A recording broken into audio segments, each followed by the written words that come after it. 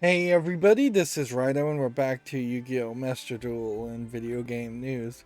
I have been noticing and not really mentioning that they are slowly adding more of these character art to the main menu, but oddly not really giving you a way to then use what should be duplicated character art on your main page. Uh, so that seems odd the way that goes. So a special set that includes 10 master packs guaranteed to have at least one super rare and one bonus ultra rare, infinite impermanence has powerful effects. So I guess this is a bundle deal. Let's see how much it costs. We probably have plenty of crystals for it. Like, oh yeah, this is super easy to buy at 750. So and I imagine you can only buy one of them anyways. Is it particularly the greatest deal? Maybe not. Like, when you think about the fact that you are going through the vast majority of Master Duel decks, it doesn't probably beat just buying 10 packs. But what we should do is we should just buy it anyways, just to get it off the board. Otherwise, it's just gonna always be in front of our face. Um, since we're rolling in cash too, this is very odd. This as a free to play game with microtransactions, it really is more generous than what I expect, and it definitely leaves me in a weird position where I have a lot more crystals now. The economy changes drastically depending on how much you play the game. And I could imagine that there is probably a lot of kids that don't have a lot of screen time, free time, to be playing Master Duel once or three times a week like I am. Um, I can imagine that there's a lot of old fans that would like to play Master Duel every now and then that aren't going to be very well treated if they were only playing once a week on the weekend, as far as the cost of some of these expansions and buying packs. And of course, there's going to be whales that are going to spend real world currency and try and buy all 6,000 of the cards as fast as possible, or three copies of all 6,000 of the cards. Um, is this Slifer the Skull Dragon? Ooh, Lord of Flames. Not. That is kind of a false Egyptian god card that is a bit easier to play and summon.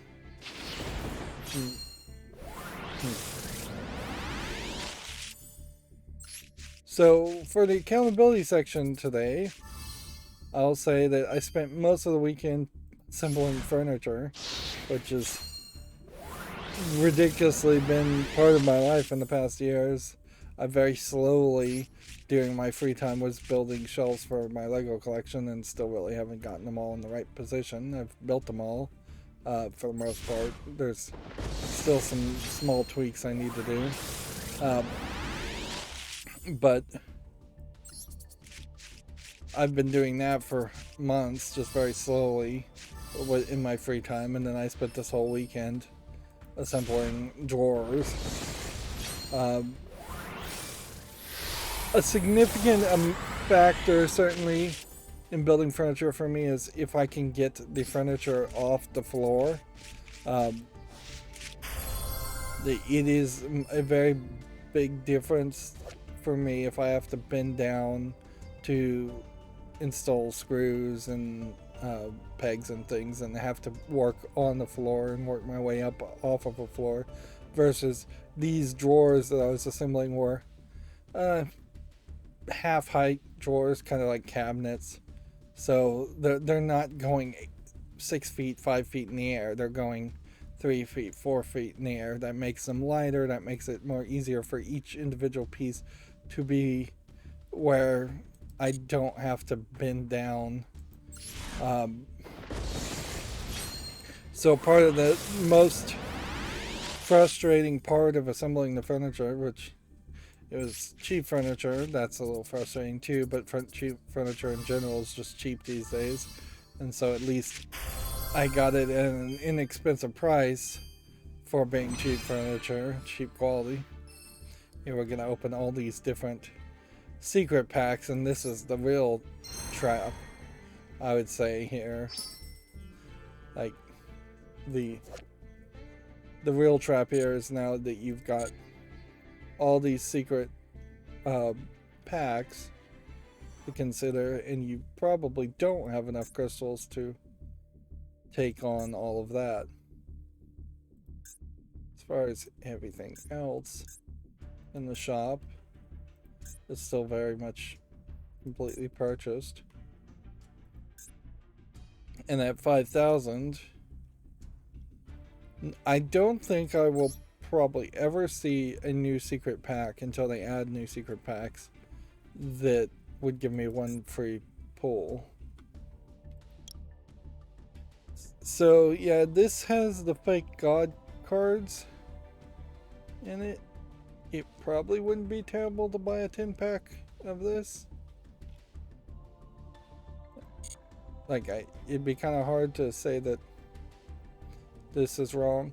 Of course, the danger again here is that you will get this, not get a super ultra rare, and then you'll be pushed to buy another 10 pack when you really can't afford that. So yeah, the most difficult part about assembling the cabinets is really just bending over and pulling them out of their boxes, and the annoying amount of styrofoam and static on all the pieces holding the styrofoam to it. Just static charge. I really wish they could create something a little bit stronger than the airbags. Like if they could make the airbags out of something like oobleck or something within them, something that would be sturdier and more impact resistance, that would be very nice. But they also don't want to, really shouldn't be using the airbags for packaging anyways, because the plastic in the airbags is just adding more plastic and microplastics in the ocean.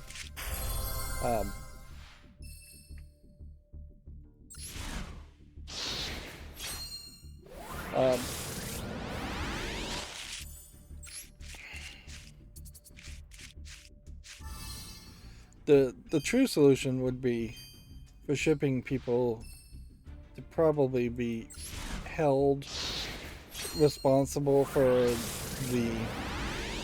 the garbage that they create, and that items should be delivered wrapped in like shipping blankets or something, wrapped in packaging, and then the UPS people, who are definitely not paid enough to do this, should have to come into your house, remove all the packaging, take all the packaging with them, and reuse it for something else, instead of everybody working towards the cheapest possible solution, which is just to create a ridiculous amount of cardboard and styrofoam garbage that lasts only long enough, barely lasts long enough to make it to your house before it then is immediately turned away. And you could probably have something made out of bamboo, like a bamboo crate system that would grow very fast and potentially be burnable trash, or a little bit safer as burnable trash. Yeah, and then the question definitely comes down, do you want to buy a second pack of this? Because there's like still reasons that you might want 3 copies of these cards. It's probably not worth it though.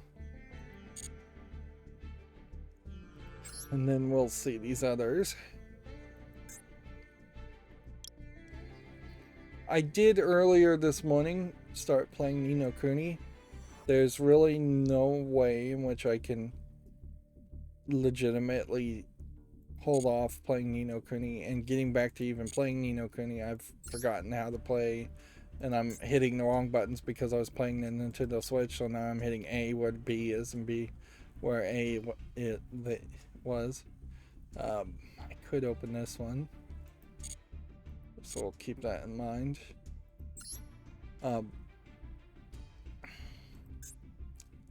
But yeah, I'm gonna have to just go forward and play that with my old video card until probably this weekend, and then I'll try and put in my new video card and see if maybe everything works there. There isn't really a lot of hope that that's the case.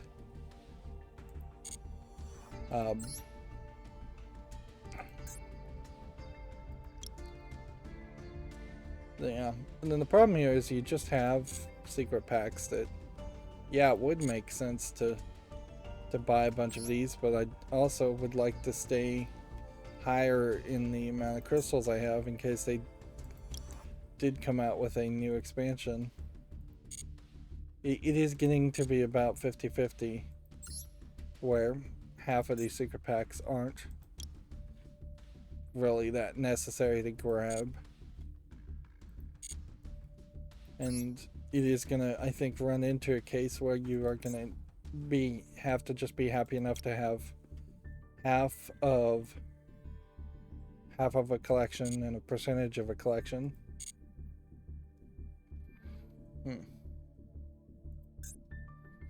And let's see, we have like 10 days in which all of these expire, so that's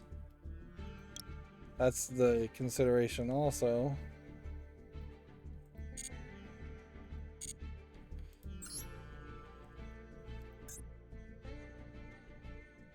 And these are the ones, these selection packs are the better deals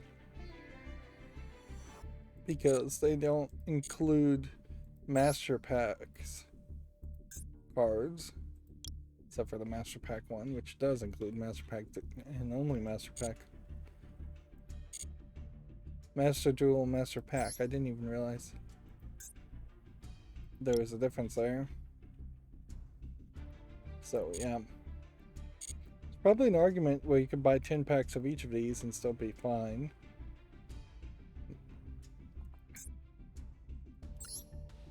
And let's see.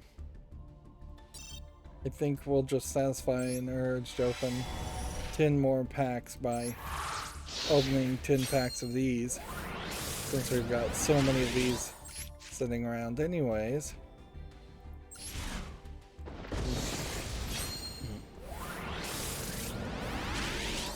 There is something very confusing about Ni no Kuni, as it feels like this story is a lot further along than what would be reasonable for all the number of items and concoctions you can merge together through alchemy.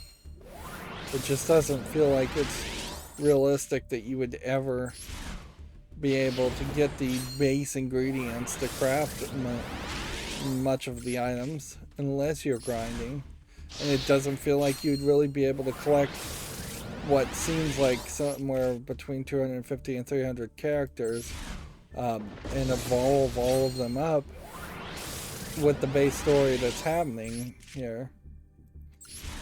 What it feels like might happen is I move the main story forward, and after the main story happens, it's just going to say, okay, the world is now an open world game, and you can keep on playing if you want. Let's do another 10. And I just don't see a real reason why you would want to do that. in all fairness, Pokemon games kind of fail at that pretty miserably after you've beaten all the gym leaders. There really isn't any kind of balancing system to go back through the different areas and collect more Pokemon and try and catch them all. Even though that was their slogan that they created, it's smack and in contrast to the real experience.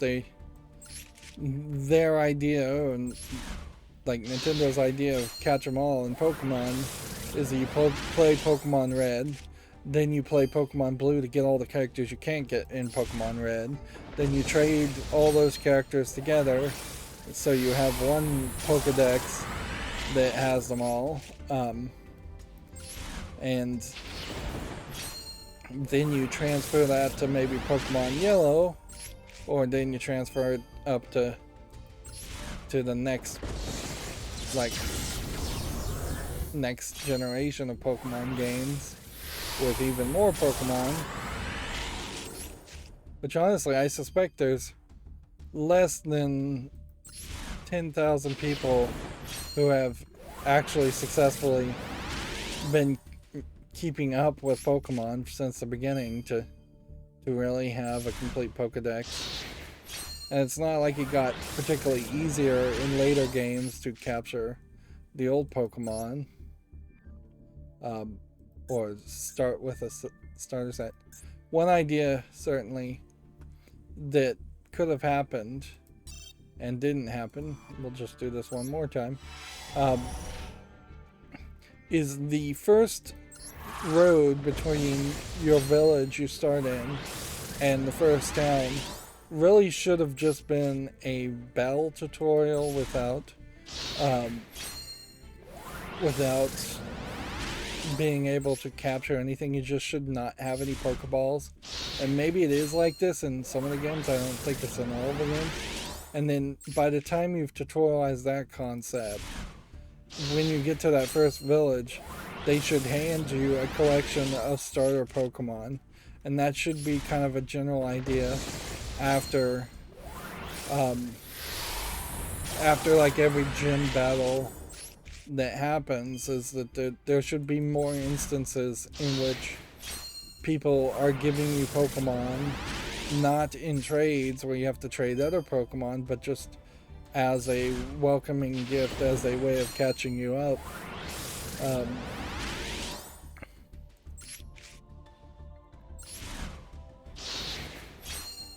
Like that's how I definitely would speed up the whole process of collecting them all, is no admitting that there are some trash Pokemon that very few players are going to play as or play with, and handing them to people that don't have them.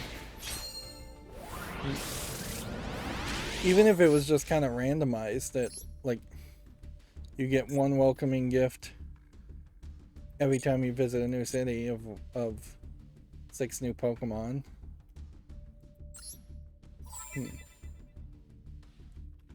Let's see, we have a whole bunch of ranked dueling we need to do today. And for the first time ever, because of me installing a app to log in automatically, I think I'm going to get most of the login rewards. And if I don't get this in the next 18 hours, then I'll be just shy one.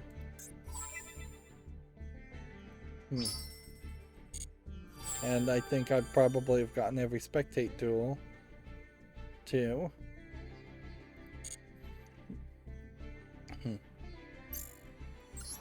I played, I think, a little bit of this in between, so I am at like Platinum Tier 2. I don't know if we ended last recording with me not at Platinum at all, but very close to Platinum. But yeah, I'm at Platinum Tier 2. I'd like to end the month in Platinum for sure. so I want to be very careful about what games I play here. There is definitely an argument to going first with my Zodiac deck instead of second. But I think in the general Yu-Gi-Oh card game, more than Master Duel, there's more scenarios where you can lose in the first turn before before anybody even plays, or you even have an opportunity to play. I don't feel like I've run into a scenario where that's the case in this game. I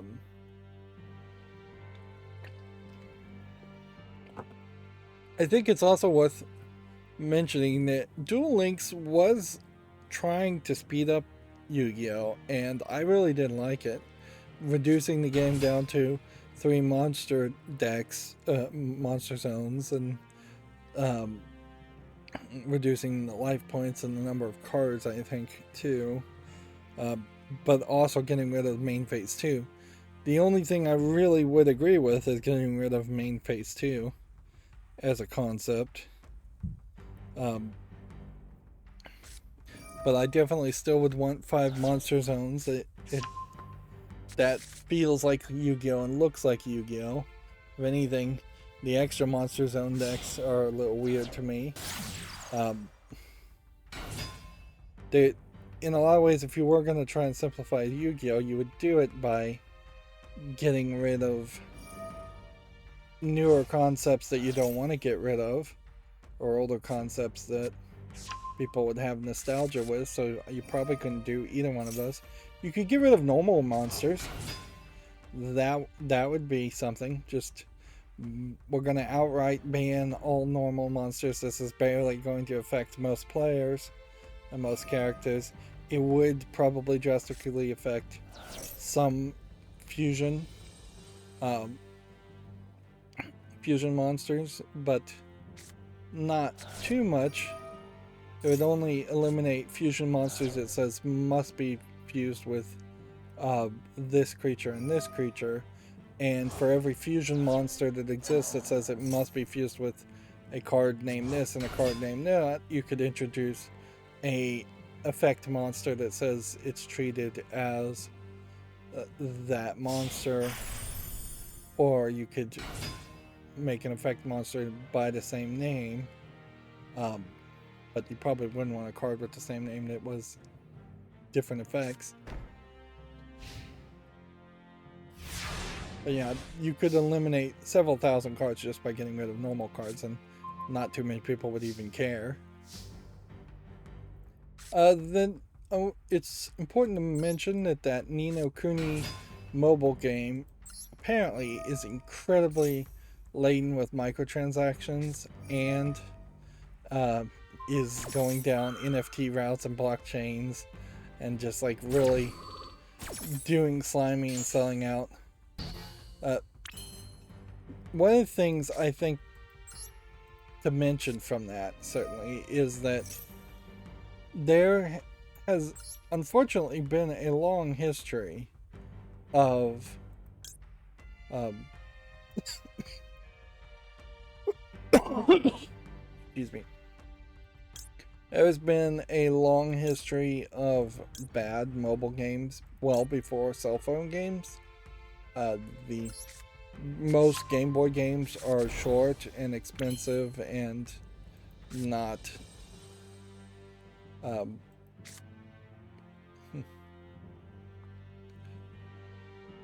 not really the epitome of a good experience.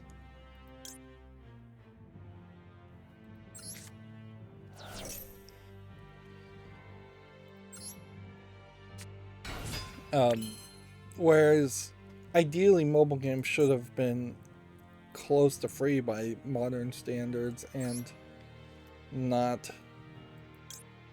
something that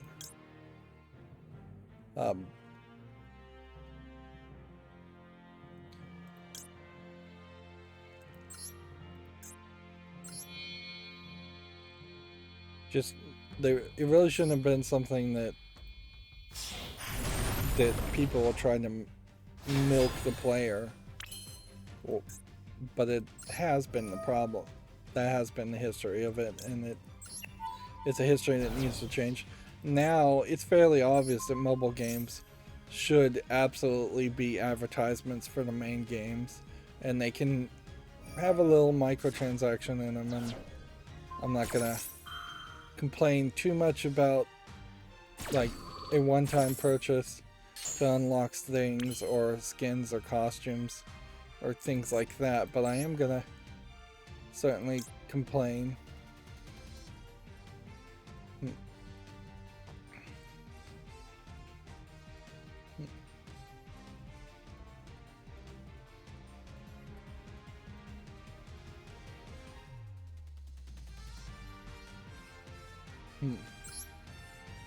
Yeah, I definitely am going to complain about mobile games that are going to really just try and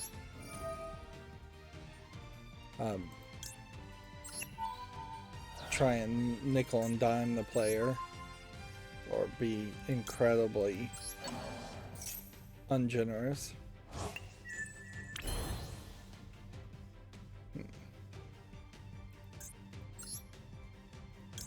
I think at this point the trick is to just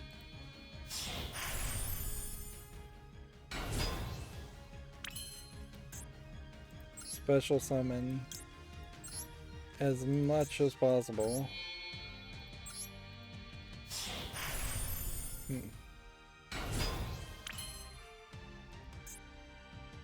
Then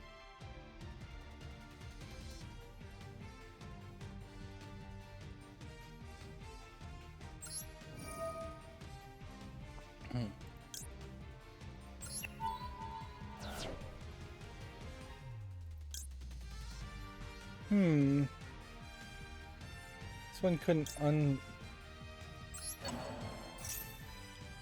If I brought back that other character, I don't think it would have anything attached to it.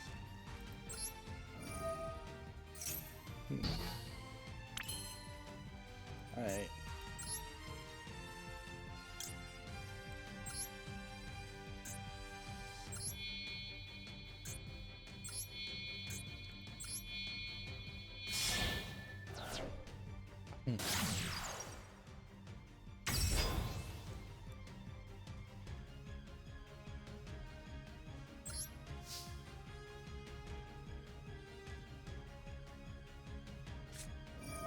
That was a lot of work, certainly.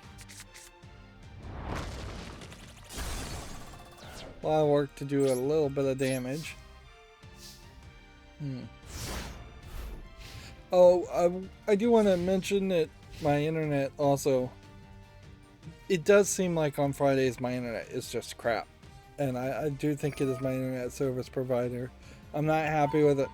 It is silly to potentially have download and upload speeds that are in the 300 to 400 megabits per second and then have just terrible connectivity issues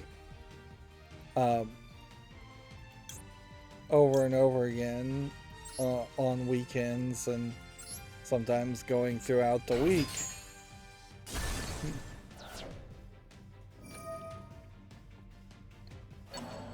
And so, yeah, I probably am not going to stick with this internet service provider. I did sign like a 1-year contract, so I have to live with it for now. But, yeah, I am veering away and gaining some confidence that it is not just OBS or my computer that is randomly having frame drop issues.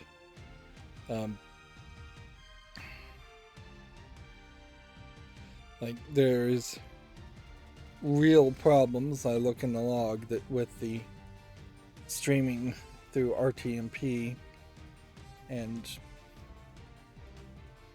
I don't have any quality of service because the quality of service on my router never really worked. So it should be getting as high of a priority as anything else. We'll also say my favorite lewd mobile game, Destiny Child, uh, is taking up a lot of my time right now because whenever they have the raid bosses, you can spend a lot of time on that. Particularly now that I've gone back to the Google version of it, and you can watch ads to get even more raid tickets to do even more raid battles for free by watching ads. And I'm watching these Google ads for other games, and they suck.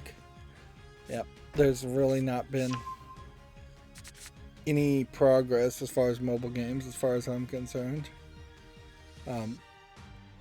It's all pretty awful. Cell phones in general are in a weird position because you kind of need a cell phone to stay in contact with people, but depending how much you streamline your life, if you're not on Facebook, if you're not checking Reddit, if you're not on Instagram, if you're not on Twitter, if you're not watching YouTube on your phone, even, like, the usefulness of having a cell phone and paying like $500 plus, probably a lot more than $500, to own a cell phone and replace the cell phone hardware every now and then with the batteries that die fairly quickly.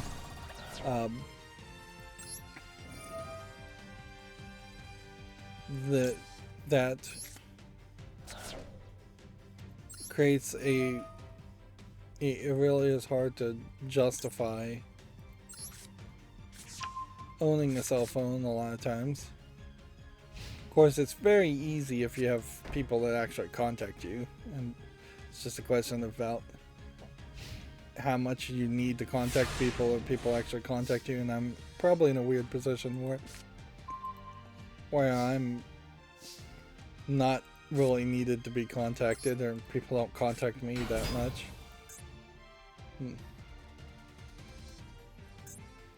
Alright, we need this to really work.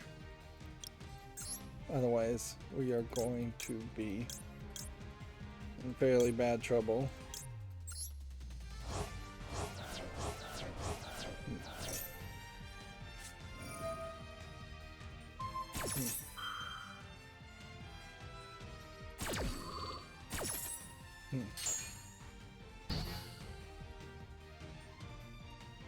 See.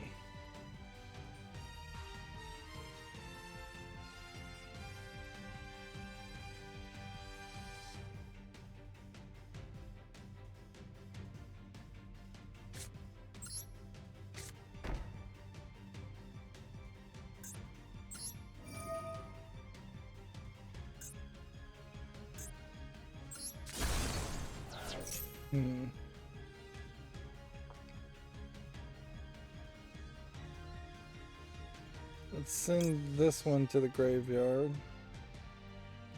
this time.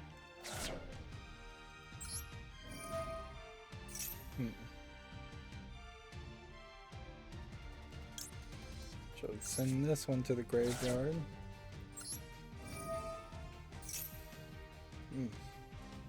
So let me add this one to my hand.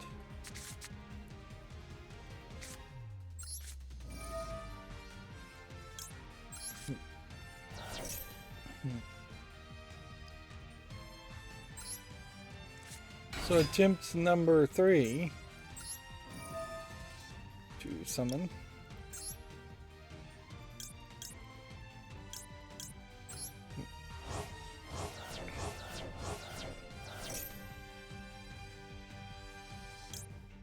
And maybe at this point he's run out of tricks.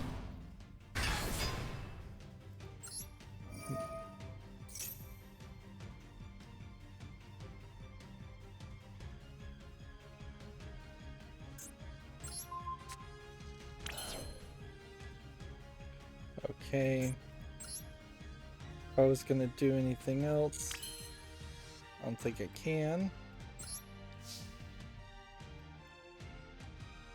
So just hope that there isn't a mirror force or something here that would destroy our abilities.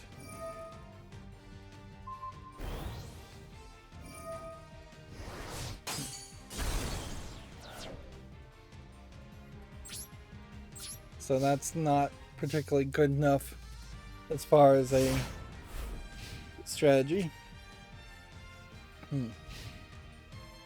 Chrome updated, and when my macro was running, it definitely seemed like it wasn't opening any games from any games that it came out on Steam. I don't know if that's because of some weirdness with my macro or what, because even when I was trying to do it manually, it didn't seem like it was opening tabs. I think what may be the case is that they've created a new system here where repeated favorite icons and tabs are getting merged or moved around, because it doesn't seem like it's really going off the edge of the screen anymore. Regardless, we'll just go through the news, and if it turns out we are not covering all of the games that came out on Steam, that'll be a shame, but not that big of a deal, as long as we cover some of them. So we have like Video Games Chronicles saying it will patch the game-breaking Kirby 64 bug next week, that's a little slow. Star Wars Jedi Survivor has been announced for release in 2023. Sony's attempt to improve its 50Hz PlayStation 1 games on PlayStation Plus is creating a ghosting effect. Interesting, but I guess almost could see why that would be the case, as there's some temporal frame interpolation that they have done incredibly poorly. Like, it really shouldn't be anywhere that bad when you look at this example. I could see like a 1 frame ghosting effect that people could barely see, but when you have something here that seems like it has moved several pixels in both directions, that just does not make any sense at all. To get from 50 hertz to 60 is not that hard. I think that's just a 3-2 pull down, where for every 3 frames that are rendered, you insert 2 black frames, or you copy 2 of those frames. Some ratio like that is all you really would need to do, is just like to get from 50 hertz to 60 hertz, or to look like 50 hertz to 60 hertz. I guess if you want actual 60 hertz, then you have to reprogram each game manually. And that certainly would take more work. And that's almost certainly what Sony doesn't want to do. And it probably highlights a lack of care that seems to increasingly become the staple of Sony of California, is that there is just a lack of interest in doing things the right way, and more of a desire to just cheapen out and be lazy.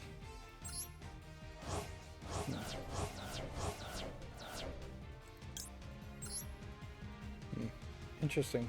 Oh, I guess this one is pointing this way, which means I could do this, and that would leave me with more room.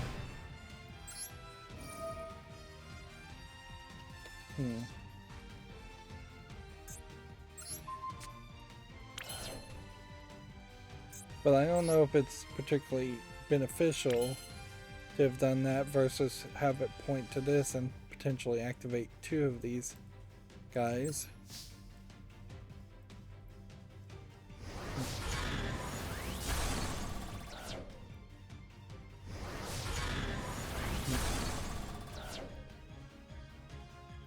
Yeah, it feels like at this point he's just gonna surrender. I've probably ruined his strategy. Well, I guess maybe not enough, since we are playing at a high platinum level. Video Games Chronicle says Star Wars Jedi Survivor will be darker than Fallen Order, says the director. I don't feel like Fallen Order was particularly dark as a game, so I don't know if there really was any desire for it to be darker, though, either. Star Wars is kind of in a weird middle ground where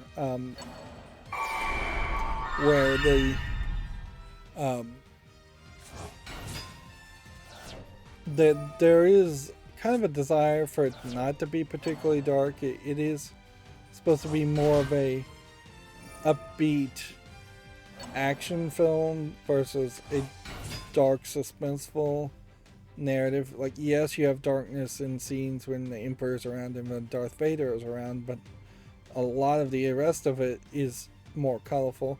Like, you have the stormtroopers in white, for instance, whereas you could have, in more modern days, seen the stormtroopers being all in black and like looking a lot spookier.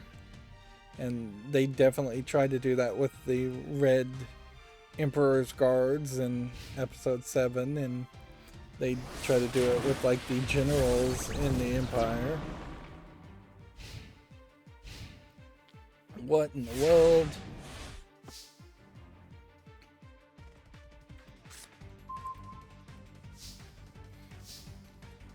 So this guy, unless we can get rid of him, we are in trouble.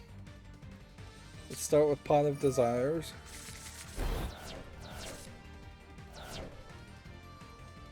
Ooh, so that guy gained attack for each banished card.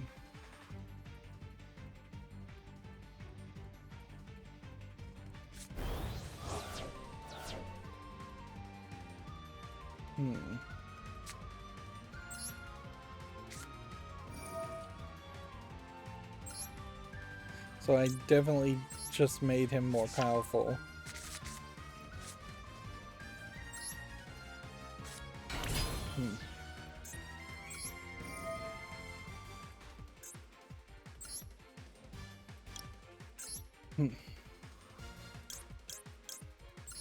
So my only hope as we increase his attack is that we can put this here.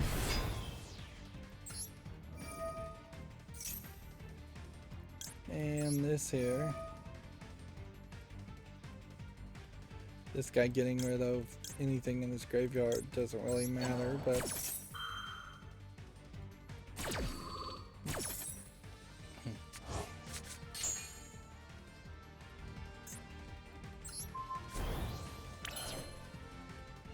got it. Let's win.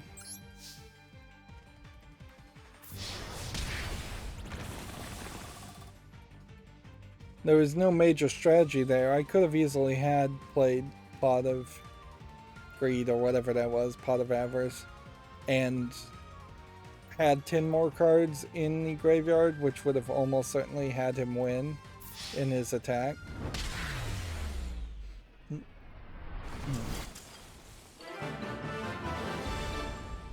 But yeah.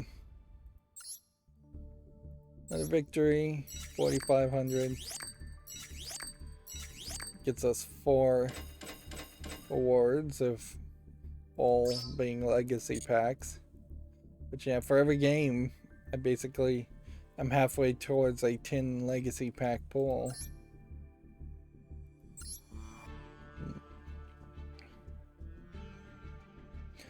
Yeah, and undeniably, the only reason I'm at Platinum 2, it's worth pointing out, is because of so much network troubles.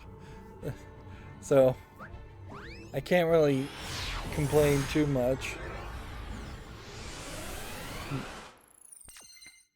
I imagine, and I'll just name my ISP as AT&T, there might be a case where they are specifically targeting non-website HTTPS content and trying to block that or deprioritize that.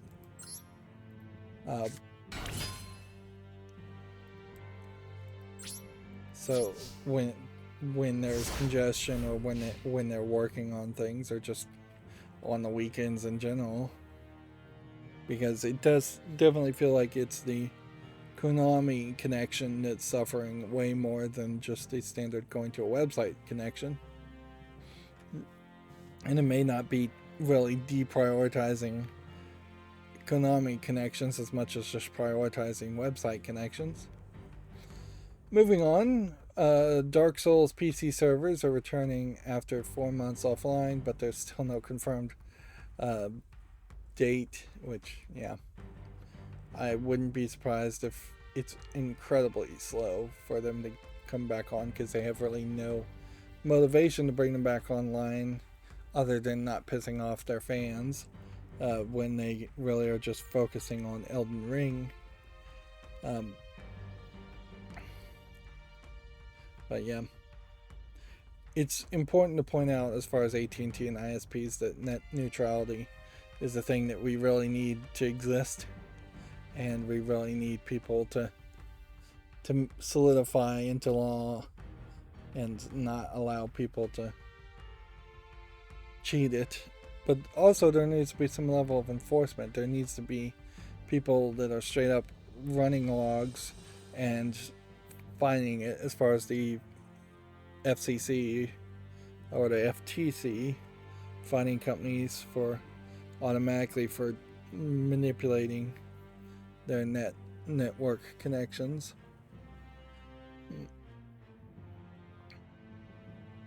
Let's see. Video Games Chronicle says Sega is announcing, quote, a new project next week, which may be a mini console. It would have to be pretty much a mini console. I'm suspecting here I'm going to get a disconnect victory, but I'm not dropping any frames or anything, so I don't think it's my network. It would be funny if Sega tried to come out with a console, but they just don't have any games that where it makes sense.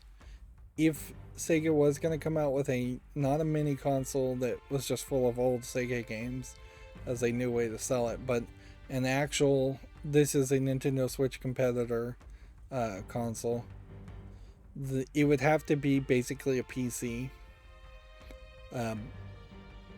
But maybe there would be something to that. If Sega could come out and make something that was a PC that was smaller than the Xbox Series S or the PlayStation Digital Edition, PlayStation 5 Digital Edition, those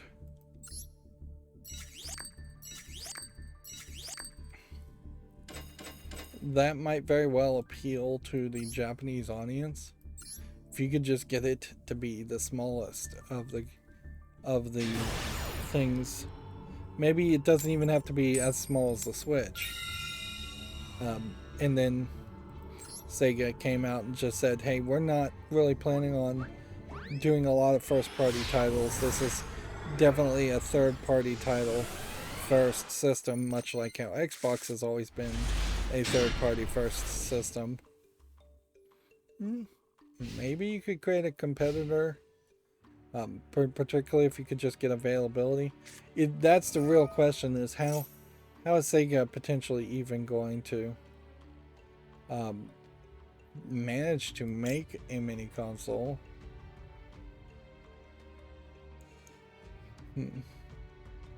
Because that seems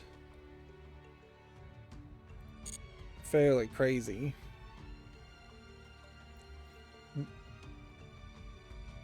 We still have this bookmarked Ni no Kuni Crossworlds article. And yeah, I will, having just gotten back into playing Ni no Kuni, I will say, I recognize this character, but this may be a unique version, like a Meowth type version of the character, and I recognize this monster. I don't think I've seen this monster or this monster, but I do not recognize any of these other characters at all. Halfway through Ni no Kuni 1.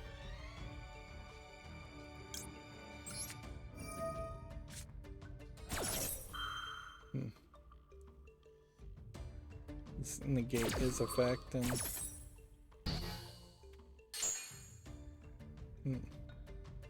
see if that was the best time to do that.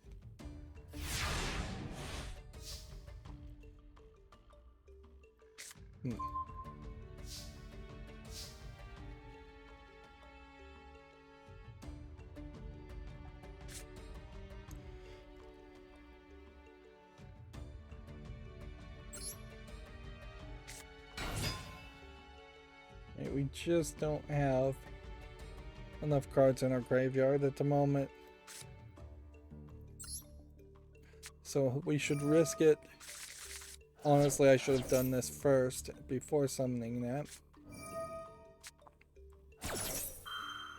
And we'll chain Maxi and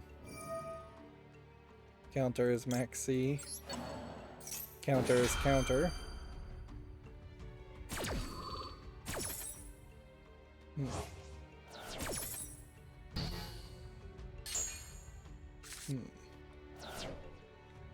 Let's see, it didn't. I think that means I can discard this.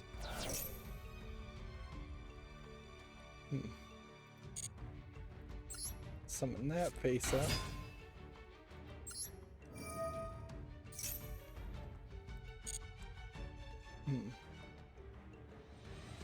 Which I think means you want to put that. That was probably the wrong thing to put in the field. Get rid of this. That could get me up to 3 cards.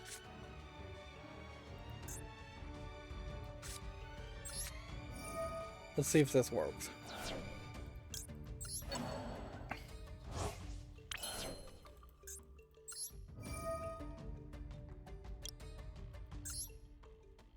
That only let me banish 2 cards.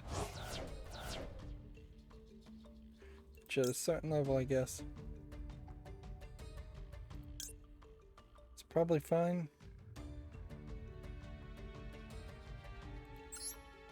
Do this. Activate this effect. Put this on the field. Do this. Then I think I kind of want the bird. I mean, I could jump to the 4, but I actually think the bird at the moment is a better move. To do that. And then that.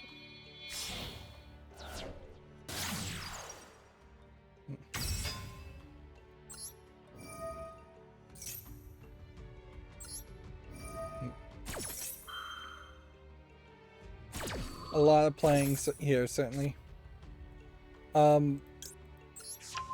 Games Done Quick has not put out any videos recently, and they did put out one where they were playing Magic Arena and Yu-Gi-Oh!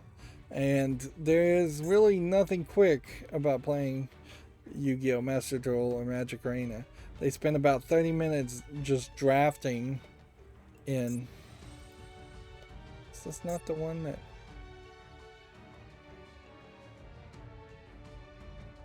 This is not the one I was thinking of, I think.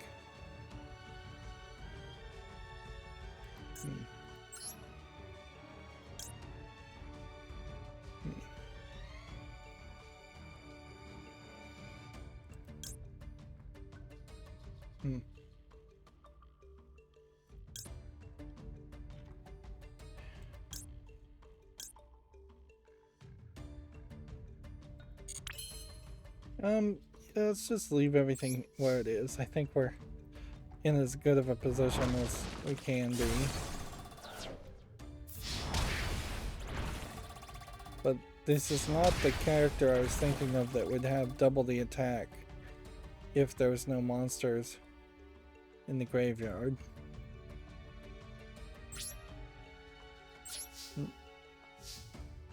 But yeah, they really didn't do anything that fast. They were just showing off of playing Yu-Gi-Oh! And Magic Arena, which arguably I think is part of a growing trend as far as games done quick, is that they have done all the interesting content that they can do as far as games that actually can be speedrun, and now they're just trying to make their YouTube channel be a successful YouTube channel instead of it just being an annual or semi-annual, biannual charity.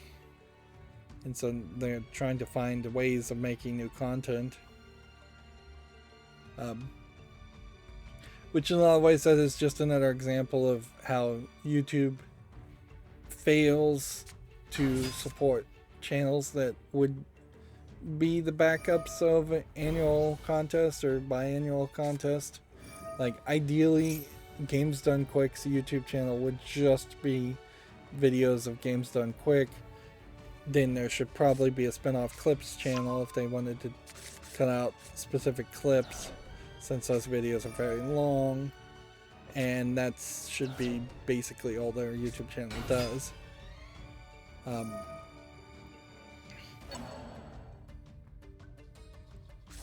Because particularly since it's a charity that's trying to raise money, it needs to be free, and it needs to be available, and it needs not to be focused on trying to get views. But yeah, I'm definitely seeing how Master Duel here is pretty slow, in that it's been an hour and I've played like 2 games at most.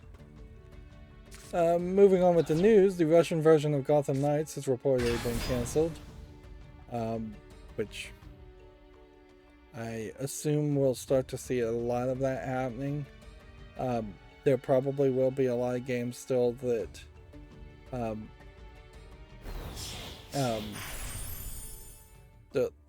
there'll still be a lot of games, I imagine, it will have Russian versions just because the work's already been done.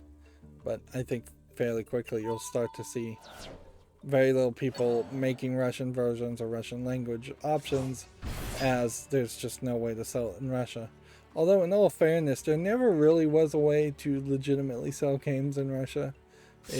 There's just not an infrastructure that's not corrupt where they weren't always buying like cracked versions of games. Even if your average Russian citizen was going into a video game store and buying a video game, particularly a PC game, it was a cracked, copyrighted, infringing like version of the game. And that's not just Russia. There's a few countries. Like, same thing is certainly for North Korea. If there's a version of any kind of video game in North Korea, it's almost certainly cracked because there aren't legitimate infrastructures there to sell it.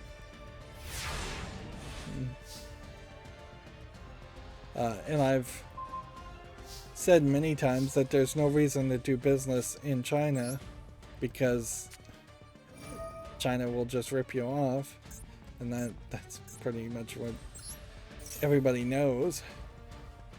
So, like when we've seen Steam bend over backwards to have a Steam in China, it hasn't actually led, in my opinion, to any real success there. There's still plenty of low effort garbage Chinese games being put in the global version of Steam instead of the censored Chinese version of Steam, and China has consistently restricted and changed its rules around how kids can, or how people can play, or how long people can play video games, and what video games they can play.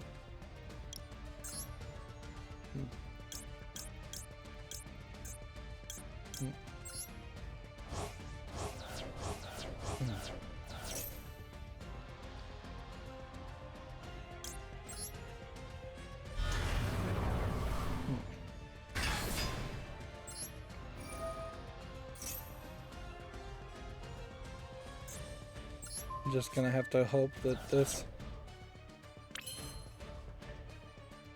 is the right move. This trap doesn't activate.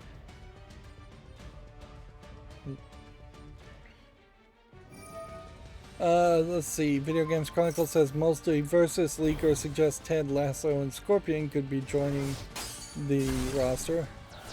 I don't know what Multiversus is. I guess it's a Smash Bros. Clone.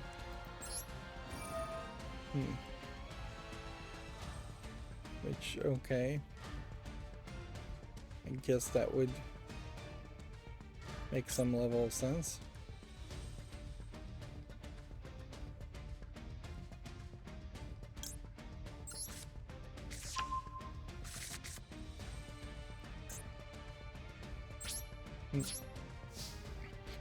No, actually, I don't think it actually does make a lot of sense. Multiversus is the WB stuff, so yes, WB owns Mortal Kombat and Ted Lasso, I assume, so it would maybe that is an indication that they're already scraping the bottom of the barrel as far as ideas of adding characters to a Smash Bros. Clone. Inherently, that was going to be the problem, though, is that you're either going to start getting very much in the weeds and pulling out old Hanna-Barbera cartoons, which I think WB owns Hanna-Barbera at this point. So you're going to have like the wacky racist characters show up, or you're going to end up doing way too many DC characters.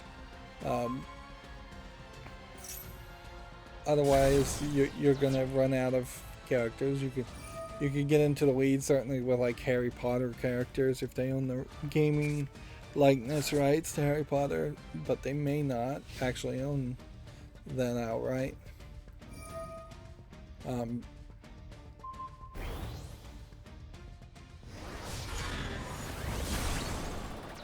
So yeah, there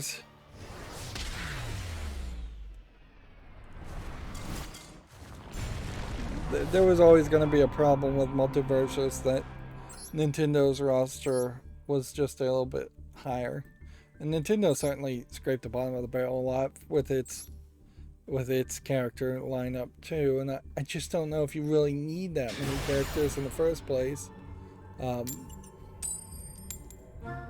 for Smash Bros. If Smash Bros. Had just been a lineup of, say, 24 characters, and they stopped at 24 characters, it still probably would have worked fairly well. And at a certain point, Smash Bros. Did just start reskinning characters that would play exactly the same. And they stopped becoming characters with different attack sets and different considerations as to whether you'd really want to play it. It is weird that Smash Brothers as a fighting game has created its own genre instead of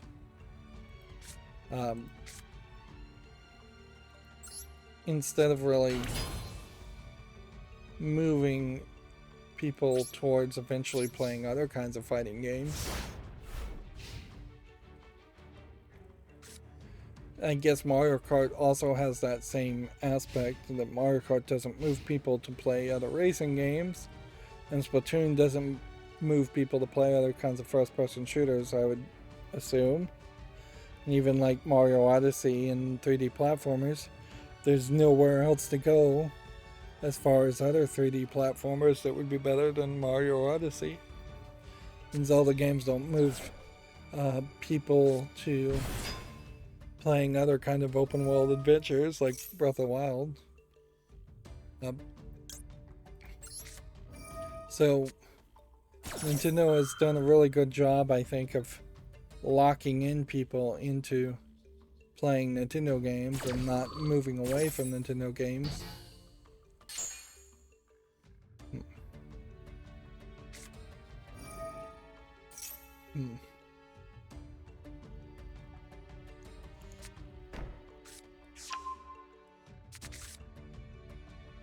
Unaffected by your card's effects. That's gonna suck.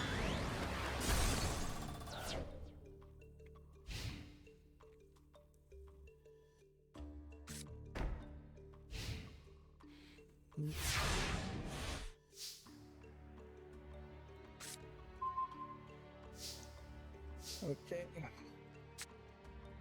The hope here is that by discarding this, I could get 4 in the field. I can then banish this card.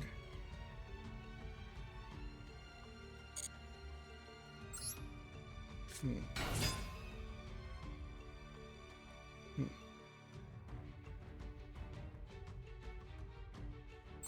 Hmm.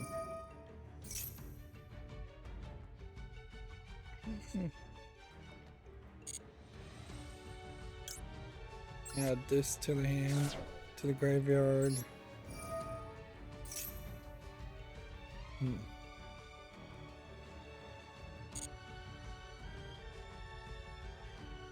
And add this to the hand. Alright, let's see how this works now.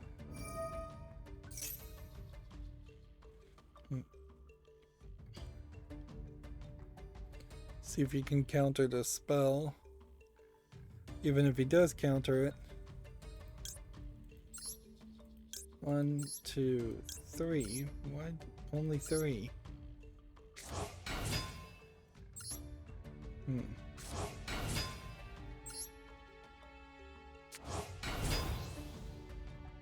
I guess that guy didn't count because that was an Ash Blossom card.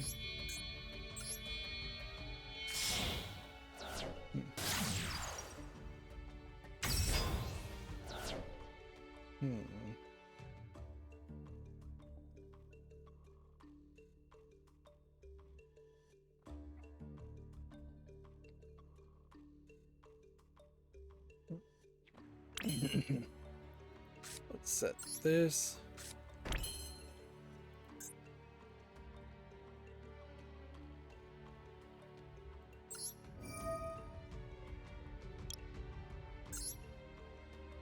One, two, three.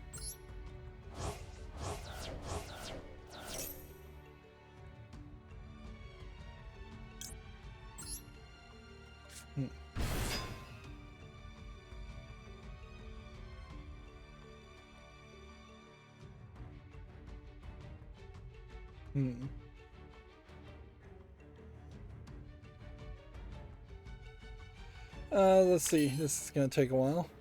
Bethesda's Indiana Jones game may not be an Xbox exclusive, it's been claimed. The game was announced in early 2021.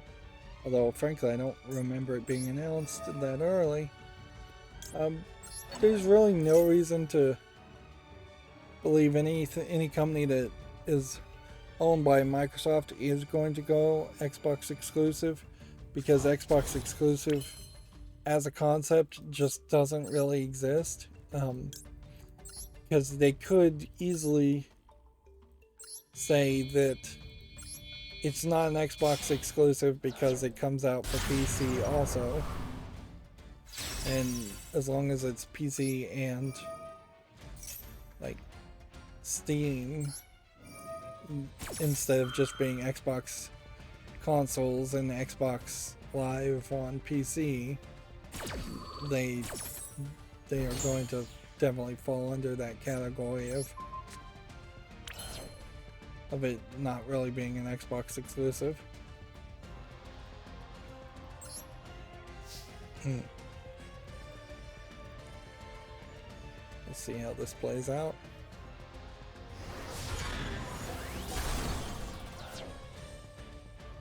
I should have attacked with the other one, shouldn't I? Would have done more damage. It doesn't matter. I think we've won. We still haven't really seen anything as far as an Indiana Jones game. That easily could have been announced and then quietly canceled or just put in development hell forever. Speaking of things canceled, images from the canceled Marvel MMO have appeared online. Which, okay, these are somewhat interesting single picture they're showing here. I don't think the MMO was Midnight Suns. though. This is just Video Games Chronicles being crazy. And putting videos that are kind of unrelated on their page.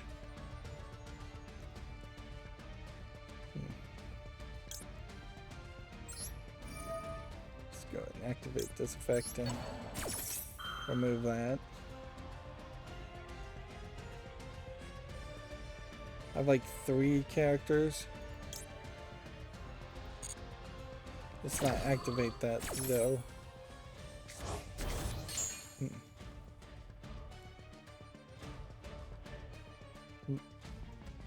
Seeing images of a cancelled MMO really doesn't mean anything. It's just kind of a waste of everybody's time.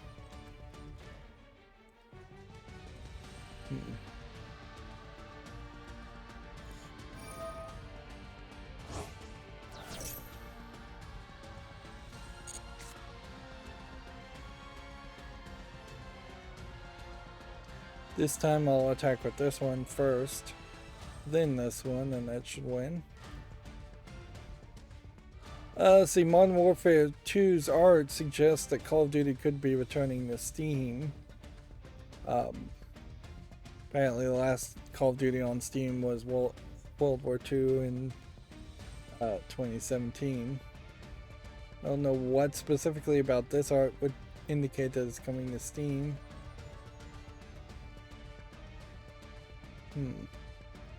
Must be something in the clip in this video that indicates that.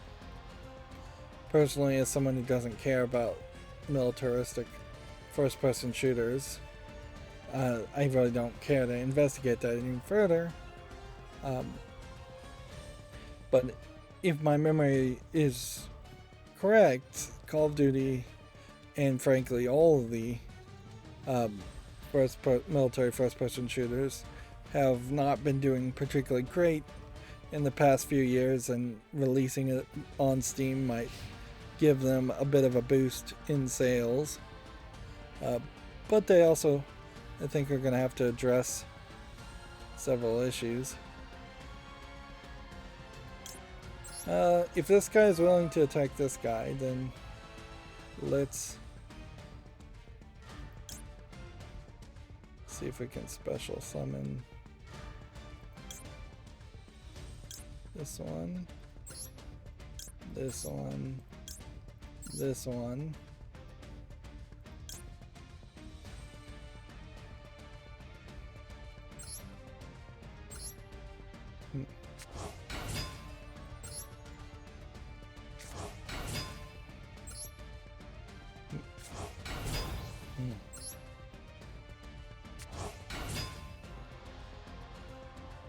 Let's summon this.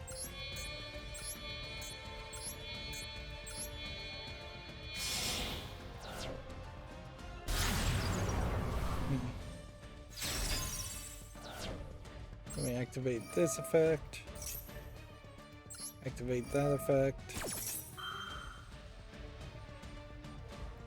Activate that effect.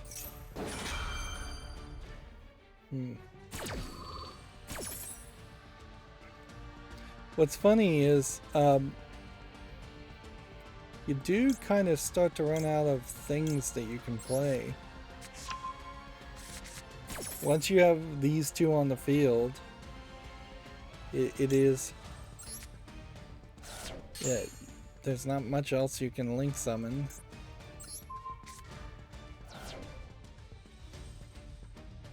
So if the guy somehow manages to have a ridiculous amount of health and 10,000 damage is still not enough to win, you run out of options.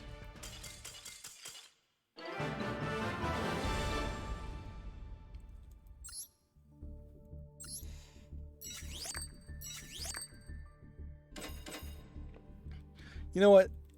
I've been watching some YouTube videos just covering the old original series of Yu-Gi-Oh! And I had totally forgotten that Maximilian Pegasus was the creator of the Yu-Gi-Oh! Game in the anime, not Kaido.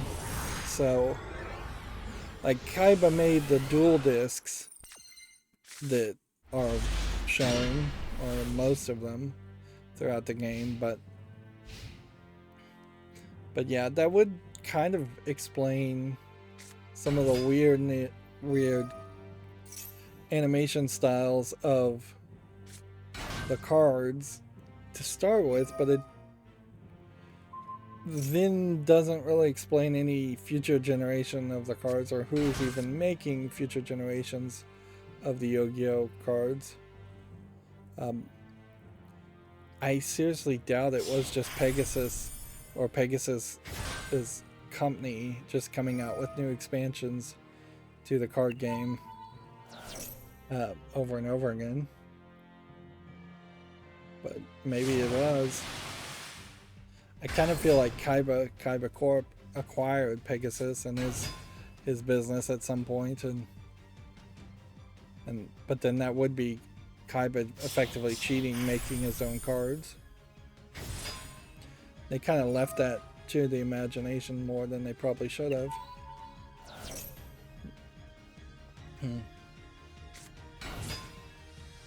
It would have been interesting if they had said that, like, people submitted cards for creation and then there was a committee that voted on them being created. But then if they had said something like that, then they would have wanted that to be the case in the real world, and then that would have gone pretty crazy. I imagine a lot of Magic the Gathering players would love right now to submit card ideas, and they probably do make their own fan cards. But I'm sure Wizards of the Coast is not going to listen to any suggestions as far as making new cards. In a lot of ways, it's assumed that Wizards of the Coast makes a ton of money in the cards it sells and doesn't sell. And they don't want to, I imagine, ruin that gravy train. Let's see. Let's move on. PlayStation VR 2 may launch as early as 2023. I think we've already heard that. Suggested by an analyst. Blizzard's boss says Warcraft 3 Reforged news is coming after a year of silence. The game suffered a dismal release in 2020 and promised improvements haven't happened.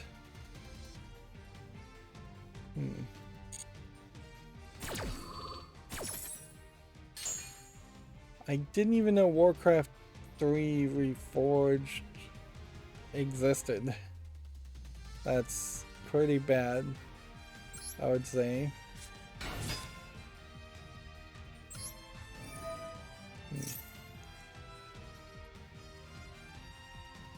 And the Reforged part of that makes me suspect that there was a Warcraft 3 previously, and I guess maybe there was, but I remember playing Warcraft 1 and Warcraft 2. I don't remember there being a Warcraft 3.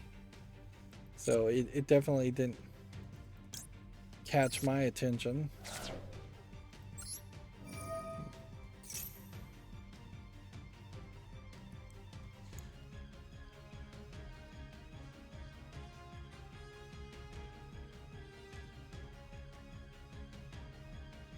The danger here is I could play this, but I'd have to discard this and destroy something. So either you play this, then play this, discard this.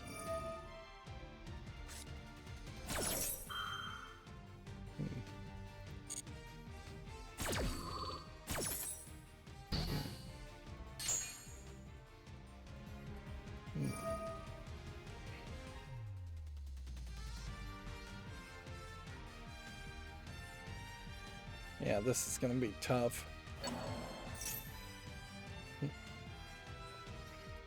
Let's see, the Pokemon Company has had a record financial year. It's claimed Legends, Snap, and Diamond and Pearl remakes have contributed to a healthy profit, which I guess that kind of makes sense if you came off with Legends Arceus as a spin-off game, Pokemon Snap as a spin-off game, and remake a couple of games.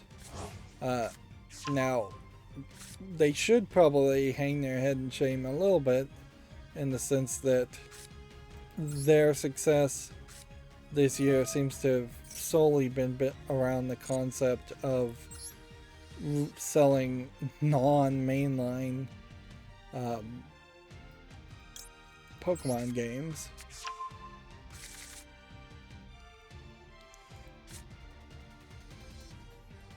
Okay, we have 2 here. If we do this and discard this one, and destroy that one,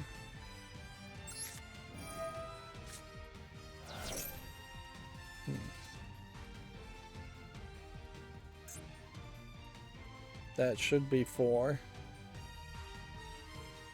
If not, this should make it 4.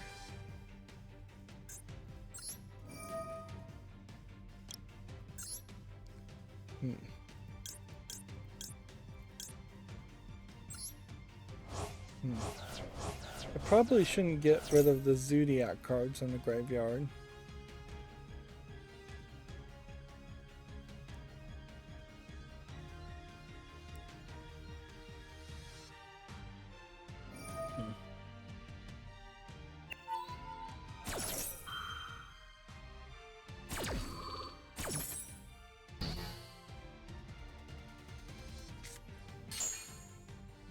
Seriously?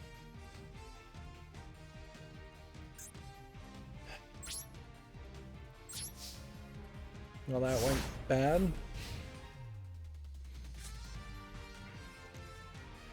See, June's PlayStation Plus games have reportedly been revealed. Supposedly it's gonna be... well, right now you can get FIFA 22, Curse of the Dead Gods and Tribes of Midgard. And then the report is it's going to include God of War, Naruto the Boruto, Shinobi Striker, and Nickelodeon All-Star Brawl. Which, that game in particular seems like it's kind of brand new to be given away on PlayStation Plus. But nowadays that's really not even that big of a deal. That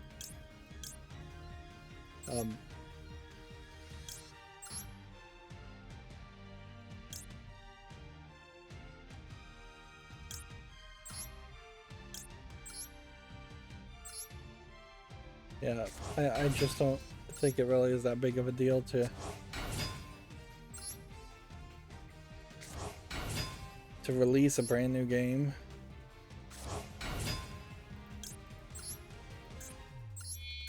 I think all of these will end up back in the graveyard.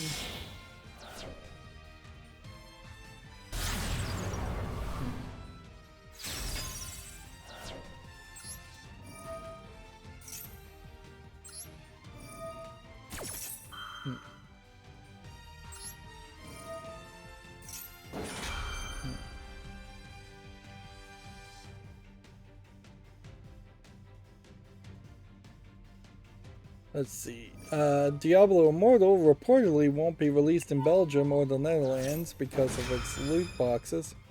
Blizzard game will be released for mobile and PC everywhere on June 2nd, although elsewhere, it says, not everywhere. Which, that might be the beginning of something really nice if we start to see a kind of consistent ruling that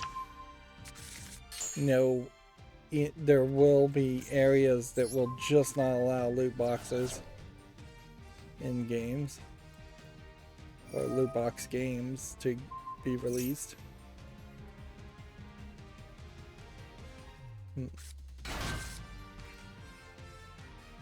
Apparently Walmart will be selling PS5 consoles online this week if you have the Walmart Plus membership.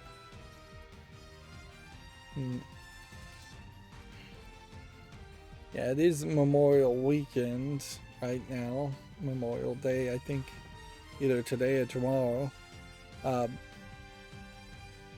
But not really any major video game sales happening around Memorial Day weekend, or sales in general. It's all just like barbecue equipment and things like that that are slightly on sale and not really on sale. Now is about the time you would buy new appliances like refrigerators and washers, dryers, things like that if you need that, but that's kind of it.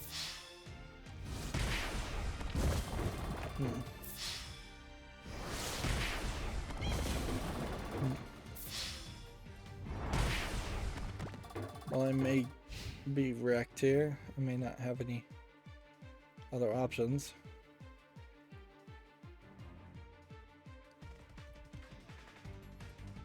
If I attacked this guy and destroyed him, would I get my other guy back?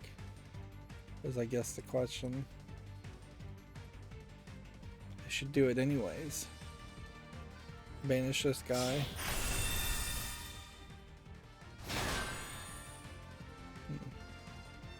Oh, gotta banish this guy. Can we turn this around? And always, even if I can turn this around, this is probably going to be a case where I just have to destroy his strategy enough to demoralize him to surrender more than actively going through the whole process of doing 8,000 damage of life points.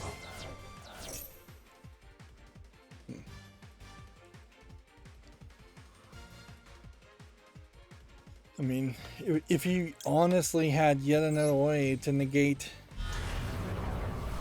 my attacks, I'd be shocked.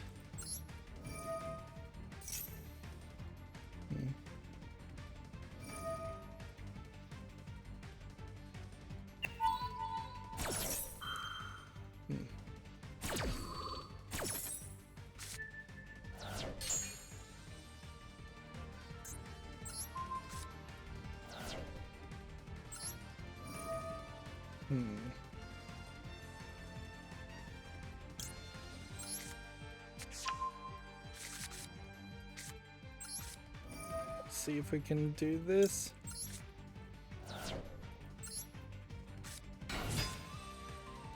Then let's see if we can do something else, I guess.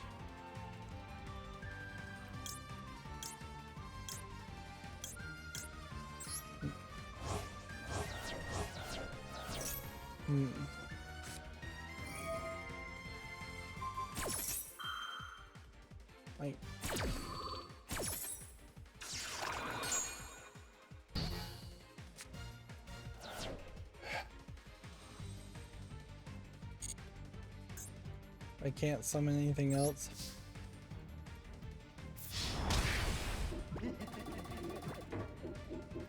Yeah, I don't think I'm gonna win here. Let's see, moving on. Life is Strange developer Don't Nod is teasing an announcement on Tuesday. It almost certainly has to not be a Life is Strange game. They've doubled down and tripled down on Life is Strange and not really succeeded there. They need to try and do something way different. I think they were never really in the wheelhouse telling teenage angst stories in the first place. Gran Turismo 7's latest update reportedly increases many Legends card prices again? Question mark, I have to add. That just seems ridiculous that they would try to pull these kinds of shenanigans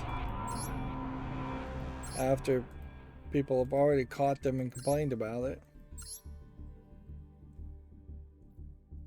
And then it looks like our last Video Games Chronicle article is Ubisoft appears to hint at an Assassin's Creed Origins 60 frames per second update is imminent. The wait is almost over. I would have assumed that Assassin's Creed Origins was always at 60 frames per second though, so if anything I'm disappointed to hear that that isn't the case. Alright, so there's some weirdness going on with the what's on Steam links. So I have the Steam fall list here first.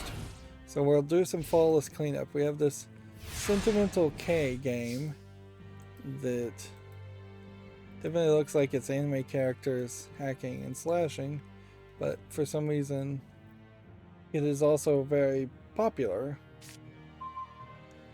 And I don't think that there's really any adult content in it. So it just does kind of seem like it's a collection of anime fashion with some slight skin showing. But there also seems to be a roguelike element to it. I probably shouldn't put this on the wish list, but it follows the rules. And so I guess at a certain level, mob rule wins. Okay. Do we want to destroy cards now? Or do we want to do this?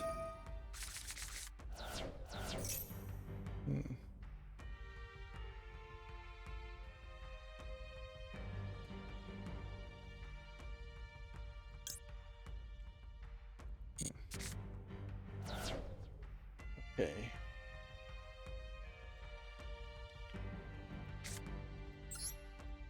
Set a card. Activate a spell.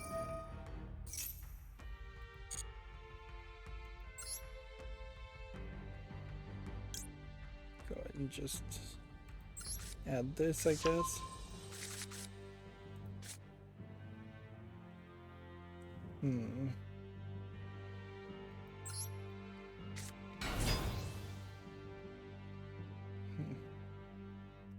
That didn't activate anything neither. So then discard this. Just destroy that and only that.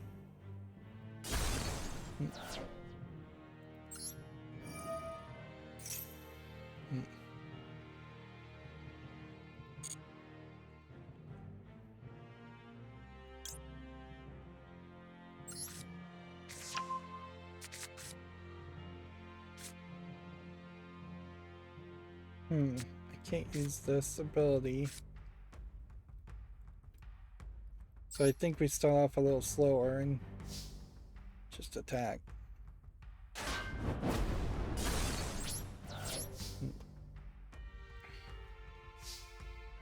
Let's see, next fall list game we have is Sensorum, which seems to be a puzzle game, kind of like The Witness. It's rated very positively too, and I think it's probably a lot cheaper than The Witness was, because that game. But let's just see how much that costs these days. Still $40, just like ridiculously expensive. Like arguably you might say it's worth it, but I could also argue that they are just asking too much of a premium for that game. Next we have Since the Cyberpunk Ghost Story, which I think this is a visual novel. No? More of a point and click adventure with a big busted character, but I don't know if that really should count for it or against it. There is a problem. Since does not contain adult or explicit content, there is no full nudity, but features skimpy, semi-revealing outfits and mature themes, references to alcohol. Yeah. Stripping. Like, so, particularly in animation, there is a lack of diversity sometimes in bust sizes, because there's always a subset of people that will completely complain about unrealistic body proportions, even though there are women out there that do have those body proportions, they still tend to not want to be included by that subset in video games because it's the animator choosing that they have those body proportions. It is a odd catch-22, really, whereas it kind of boils down to only if the woman is ugly can they be big-breasted. Otherwise, they have to look average, whatever average is in the minds of those people.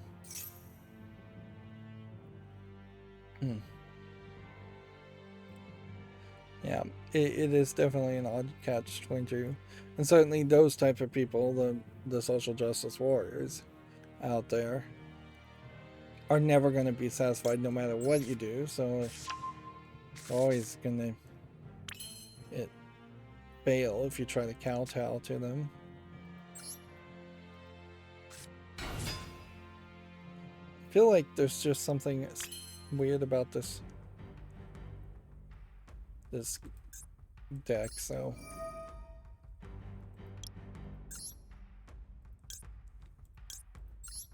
I want to summon somebody that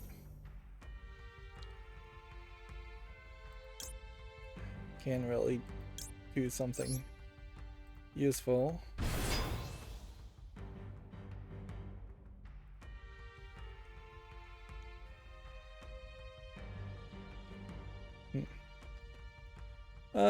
Yeah, so far as my involvement though, this meets all the recommendations and should go to the wish list.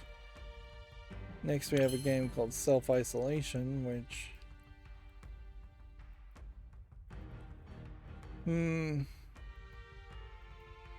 I don't think this is a game I'd want to play. A game, a simulation of self-isolation. You need to support your family, not lose your job, and finally not go crazy. Even though this is rated very positively, like, we might be also hitting a point here where things are just going in a weird direction.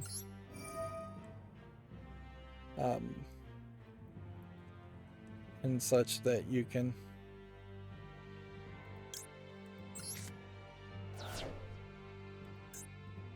let's do that.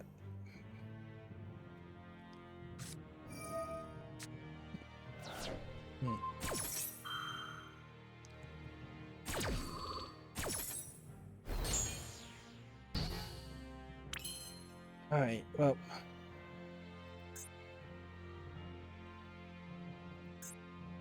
this guy's effect probably is not what I want to activate.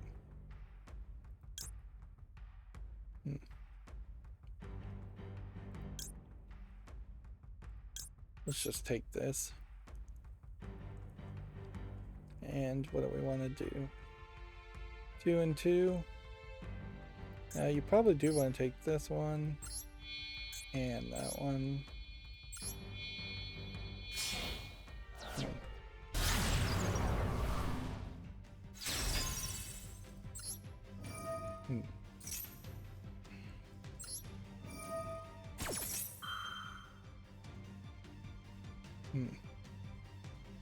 Yeah, I am a little concerned that some games are seemingly here on the fall list getting a lot of positive reviews, but they are striking me as things that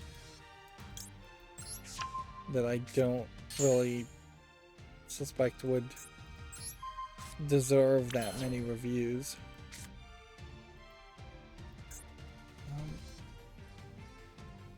Do we have enough now to activate this effect?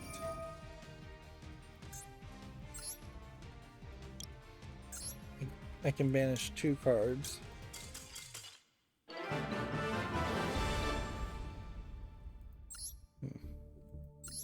And the opponent just surrendered. Which is probably the right move sometimes, just to save yourself some time. 15 gems, that's not a lot. Let's see. Next year we have an adult game here called Celine that I don't know why this specifically would be on the fall list. It's not even out yet.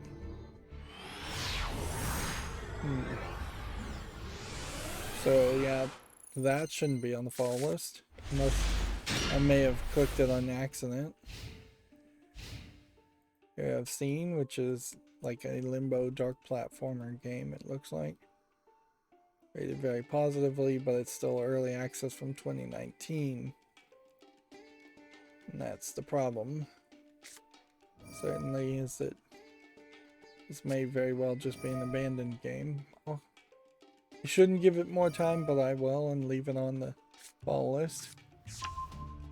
Seeker of My Shadow here came out in 2021 and seems to not have any relevance. It's a VR game. A compelling story in VR, it says. For VR, the animation style is kind of bad. And at this point, I should probably just abandon the idea of ever getting VR products. And if I was going to get VR products, I would probably be better off starting over from scratch.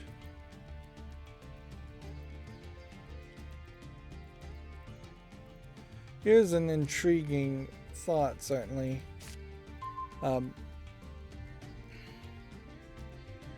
As far as if I was going to play an adult game and a box pushing game, the Seek Girl series may be the one to go for. It is a box pushing game, a Sokoban game where you just push boxes. And so the real gameplay is this, and you may have to do quite a bit of that to get a few anime characters. It is definitely tagged with nudity and sexual content. It's not asking for a ton of money. Let's see, if you were to buy the Seek Girl collection here, you pay all of $18.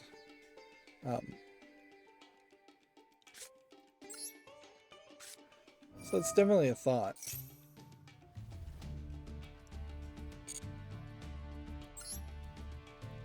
Let's take this one first. I think that's the one to take. And then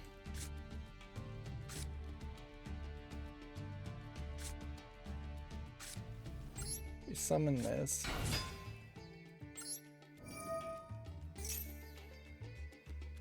And then you toss this, I guess.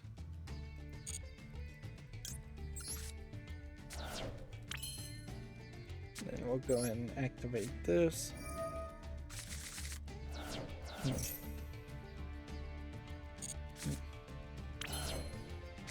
you activate this effect. Tosses that in the field, in the graveyard. Which is not what I expected to happen.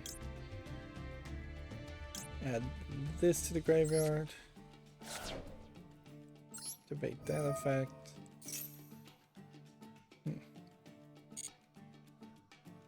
Then add this to the hand. Then activate this effect.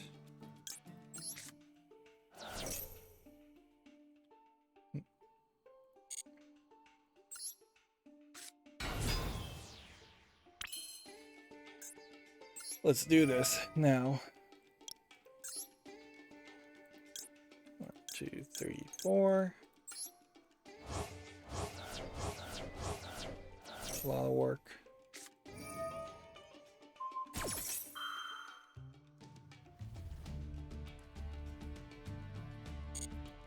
Is he gonna counter that effect? Yes, he is.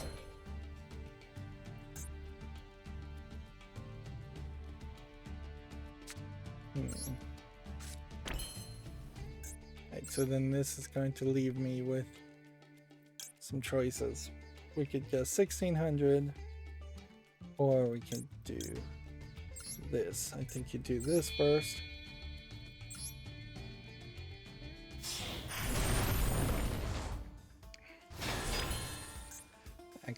that effect.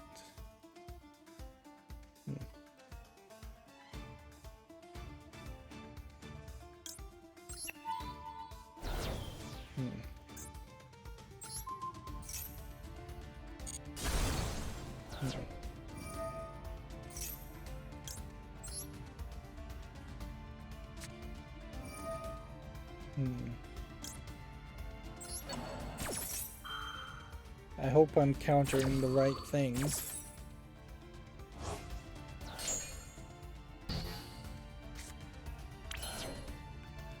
The problem certainly though comes down to, is there really a reason to own any adult games at all, since YouTube is not changing anything as far as its rules?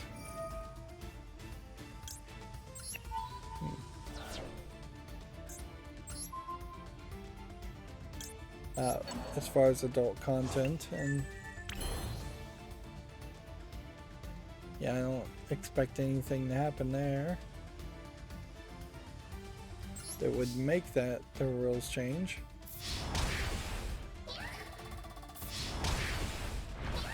And I suppose I really wouldn't have too much to say about playing Seek Girl.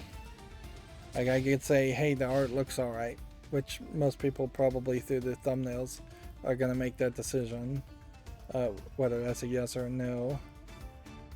And then I'm going to end up just saying, okay, it's a Sokoban game, which is just going to be generically the same as every other Sokoban game.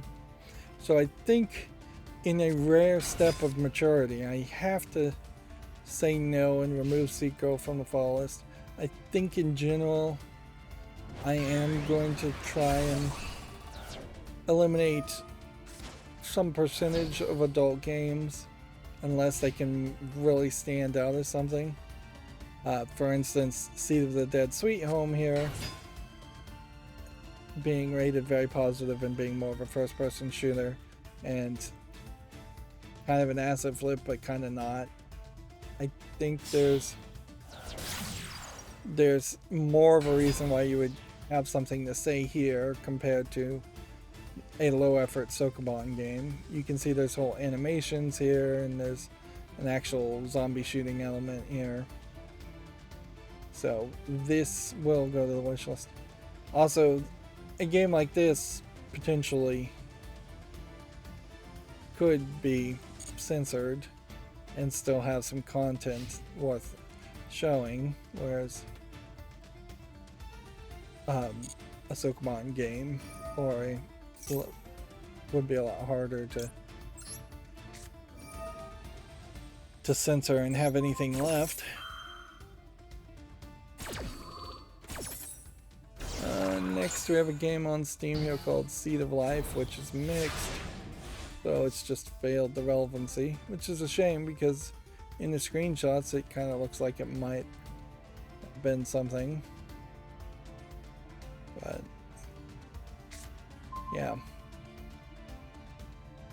it is definitely not getting relevancy from 2021 as far as the number of reviews nor the positivity of the reviews.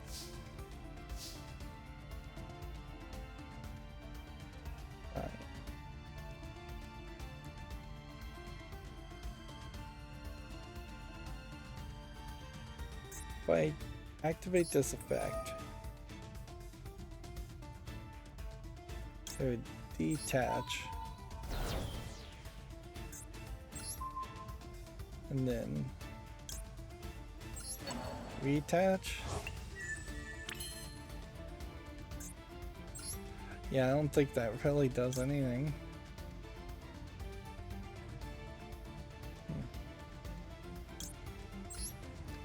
This one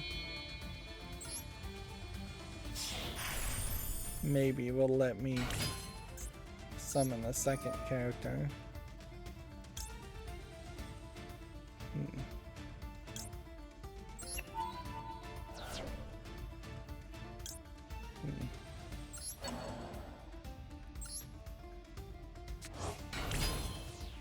Okay.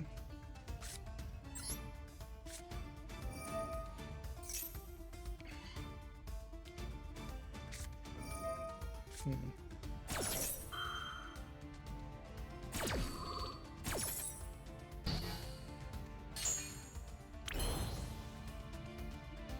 I guess that means that the only thing I could do is summon this.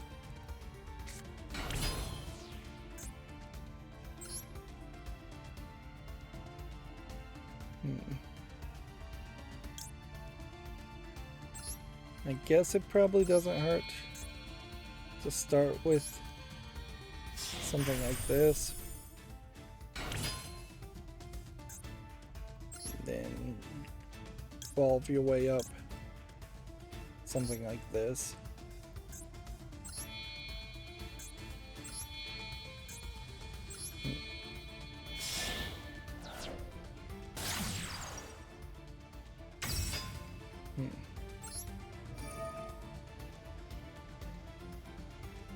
Decks. Add to the deck or hand.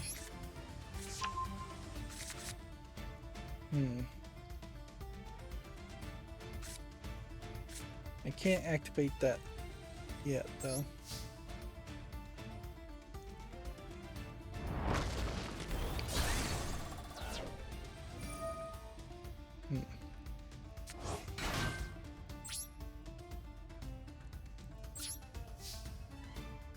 Can I activate that? No. Alright, so we'll end the turn there. And then our last fall list cleanup game we have is Sidomari.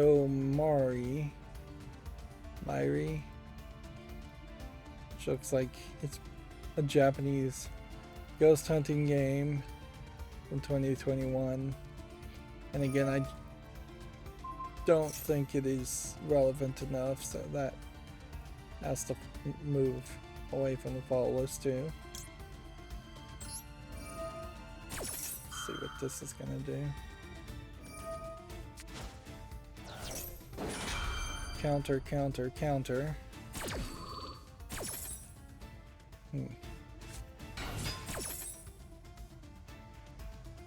Monster to special summon. Guess we'll take that one.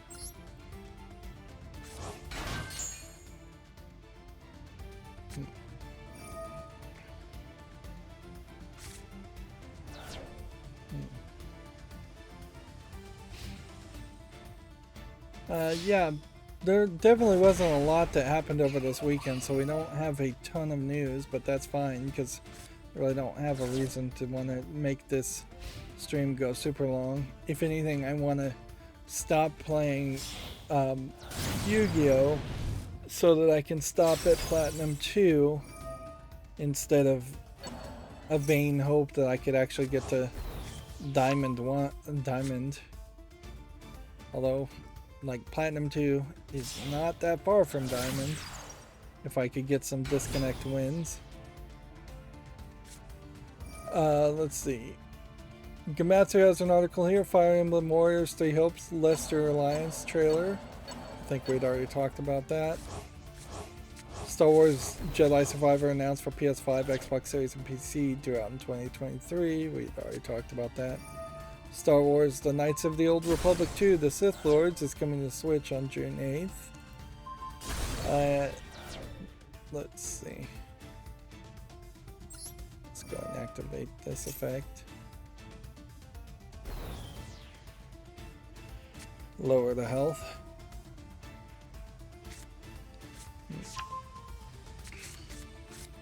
This is a unique strategy of just not having anything in the monster zones.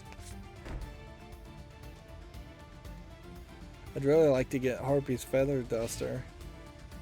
I think that probably would suit me best. Just clear the absolute field of all his spells.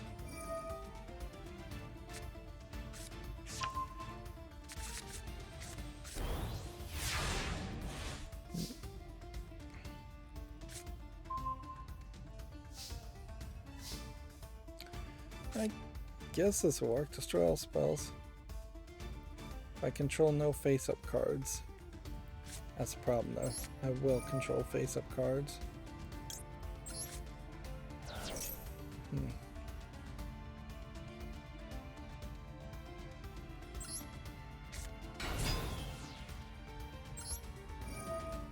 Hmm.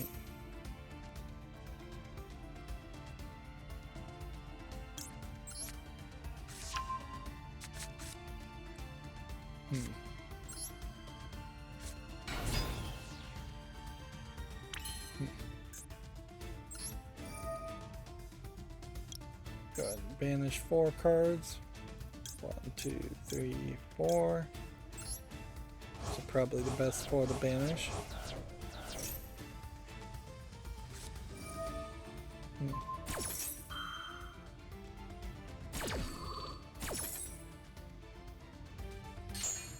Hmm.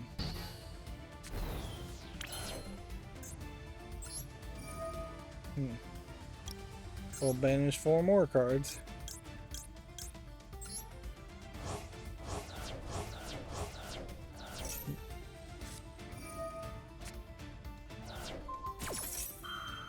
Hmm.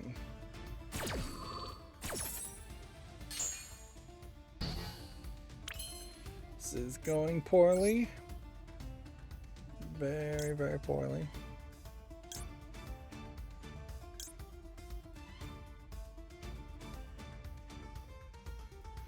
Oh, do I have something banished here that I would enjoy bringing back? Hmm.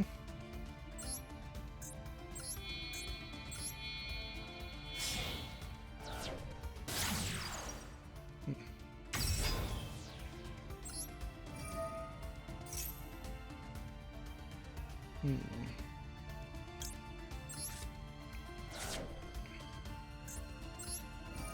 Let's try this ability then.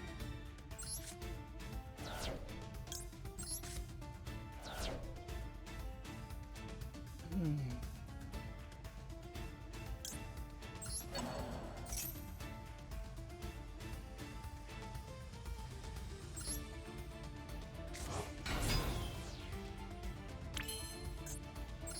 We will just keep on trying.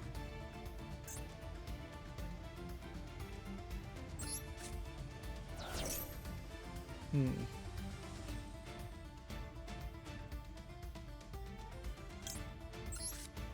Hmm.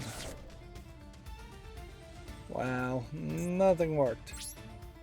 Absolute failure there. Let's see. Gemetsu says the animator Hanabushi and Unreal Life developer Ako Life announced Piggy 1 Super Spark, which these look more like bunny characters than pigs, but it is a very weird sounding title, and it kind of looks like it's a platformer slash Sonic game of some sort. The animation frankly looks a little rough for what they're selling, and the gameplay here doesn't really catch my attention as looking great. It's very stylized to say the least, and that stylization may be a problem. I haven't heard of an animator called Hanabushi. He just put 11 things on him and now he's taking off a bunch of counters.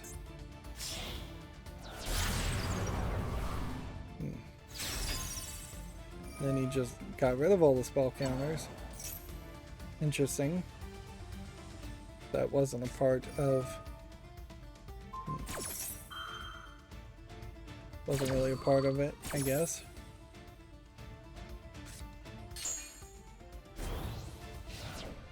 Oh, he just pulled off quite the trick.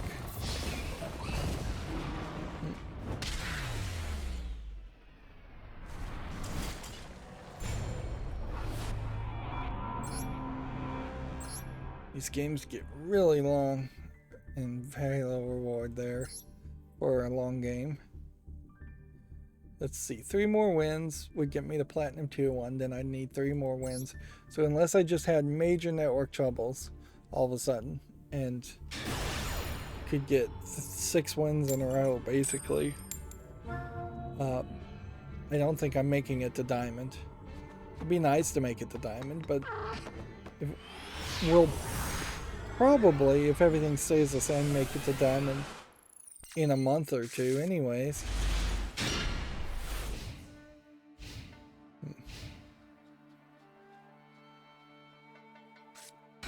Let's see. We have like 3 more Gematsu articles. White Day, a Labyrinth named School is coming to PS5. Take note that this is another example of soft censorship that's being imposed on games for PlayStation, and that they've put this big logo over the image to cover her legs. If you could compare the logo for White Day other times, almost certainly you would see that the logo is lower and you could see more of her thighs. Of course, this is also a what looks like high school girl, so like it's, I guess, more of an issue that they're censoring the artist instead of the public potentially admonishing the artist if they're doing something particularly incredibly objectionable, which in this case I don't think there's. The focus here is to show that she's drawing herself in the center of this labyrinth. You're covering up that as much as you're covering up these thighs, which it's not really, it's just skin. It's not anything different. It would be much more egregious, certainly, if this wasn't a horror game, but instead a lewd game, and it was showing actual like underwear, and then the underwear was getting censored. But we are clearly so far from that middle ground that Sony is censoring even showing slight amounts of flesh.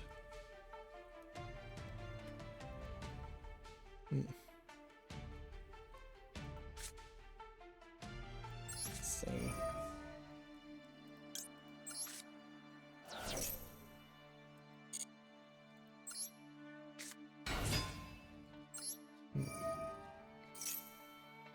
Let's focus on playing a little bit here.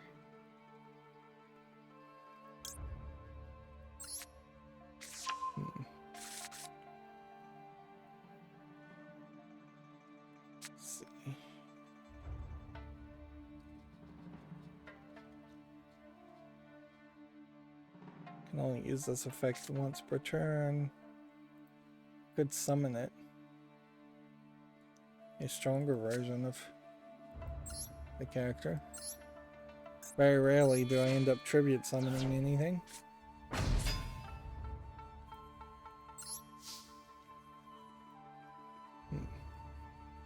This guy has only 1 card in his hand, so I've pretty much won.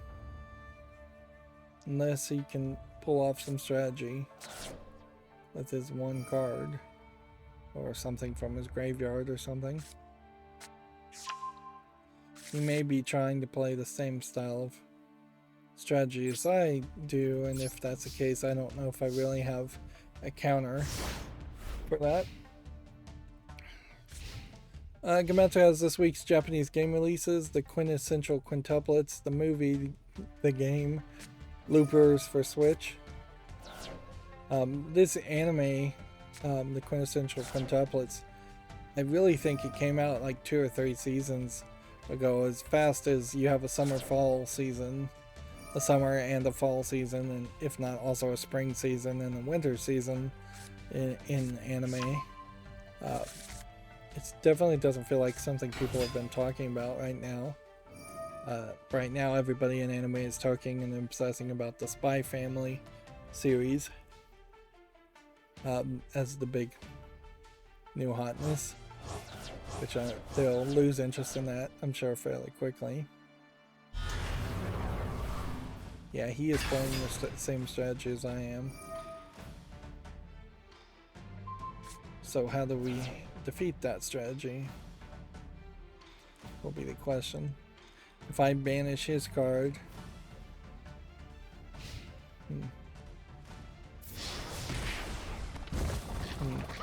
I might learn something here before I lose.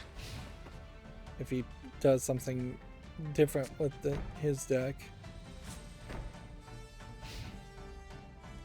It's kind of ironic. I haven't seen too many people play this deck. Or as much as it was told to me as being a deck you could actually play. Alright. Discard this. Destroy this. And this.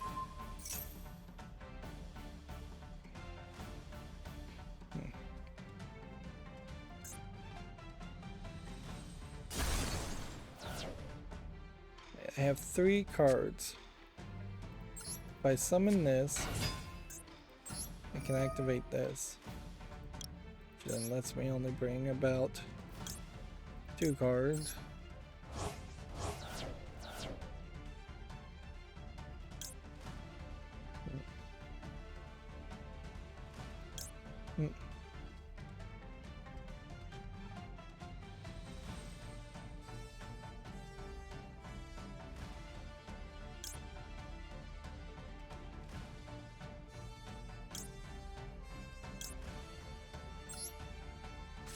I think your best bet is that.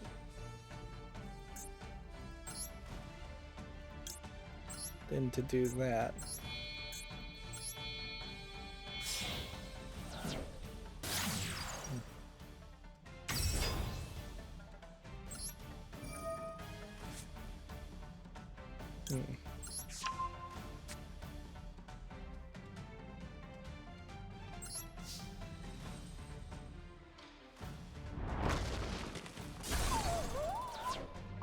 And that pretty much just buys me time for the next turn.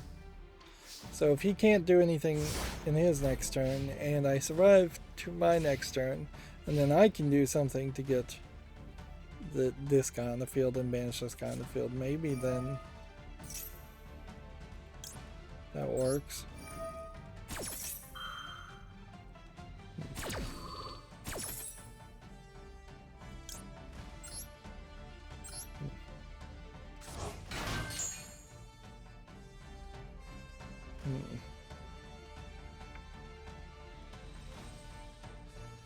And then our last Kimetsu article here is Virtual Fighter 5 Ultimate Showdown DLC Taken 7 collaboration pack launches June 1st.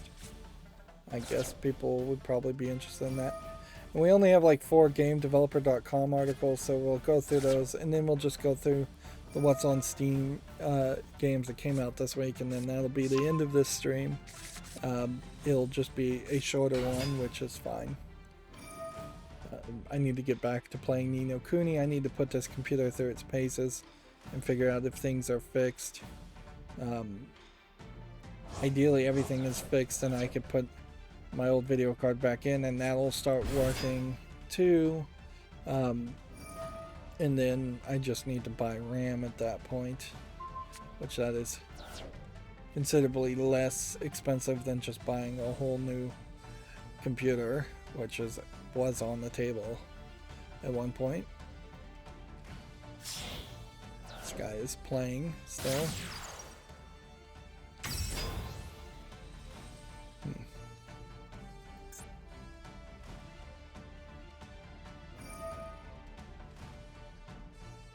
Let's see, GameDeveloper.com's article says PlayStation's June State of Play to lead with third-party titles on PlayStation VR 2 sneak peeks, which we already knew. Sony is working on a Gran Turismo movie, Horizon, and God of War TV shows, which we already knew. Supercell buys a majority stake in Love and Pies developer Trail Mix and invests $60 million. I don't recognize a game called Love and Pies. I don't even recognize this card. I guess that's this card.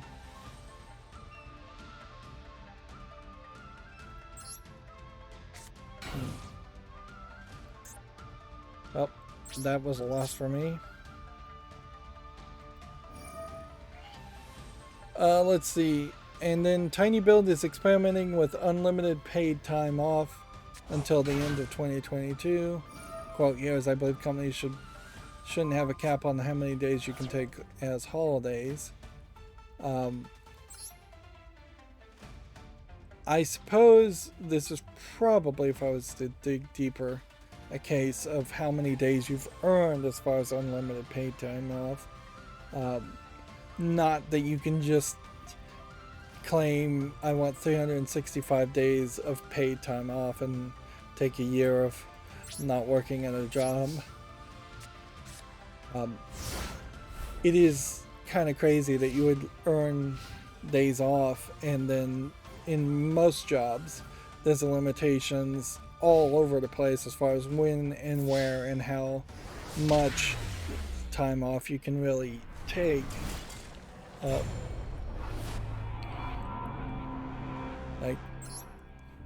And there are definitely some cases where it's use it or lose it, and then there are some cases where if you don't use it, you still get paid for it at the end of the year.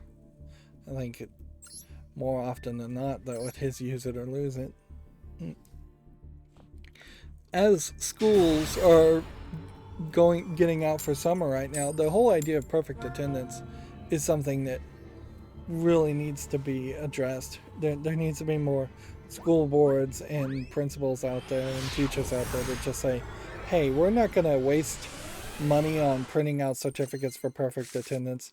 We're not going to give out awards for perfect attendance.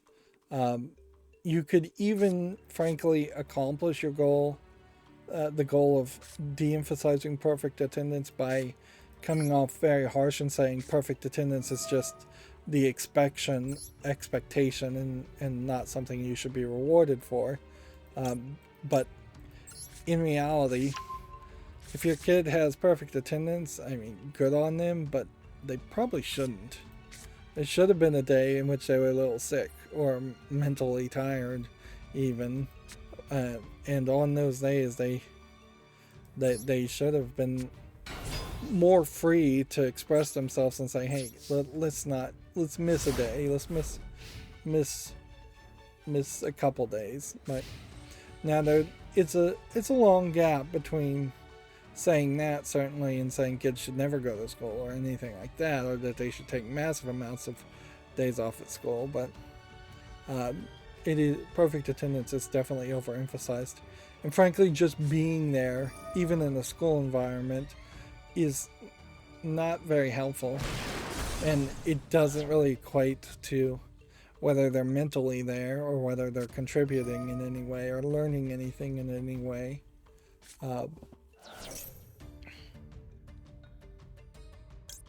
So,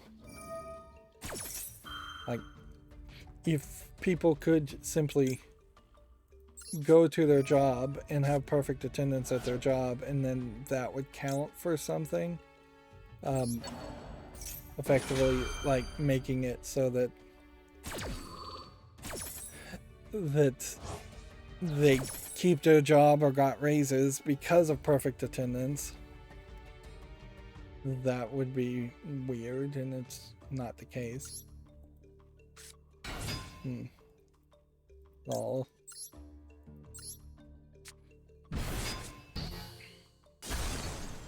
And the idea of perfect attendance hurts, I think, management way more than it even hurts associate level employees, because managers are constantly pushed to work on salary, for no overtime, way more hours. And arguably, when you look at like the idea of overtime versus perfect attendance, it doesn't even really correlate. Overtime in a job, its best equivalency is detention and being held after school or before school, which arguably detention also not a effective or logically thought out punishment in schools.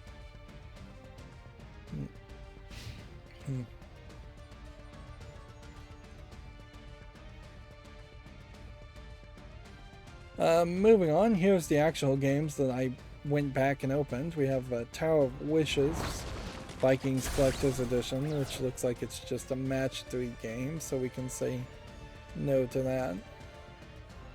We have something here called Unoccupied, which looks like an asset flip open world garbage game. We have She Is Mad, Pay Your Demon, which looks like it is an asset flip horror game. A little dark screenshot syndrome and just not really anything that strikes me as visually appealing. Here we have an adult game, Knights of the Messiah. And this came out the 27th. And I don't think we've covered this or talked about this. And yeah, this is just one of these RPG Maker games where the characters are being censored here, where clearly there would have been a more scantily clad top on this character originally. And it's mixed reviewed right now, I imagine, because it's being censored, and yet it's still being tagged as having sexual content.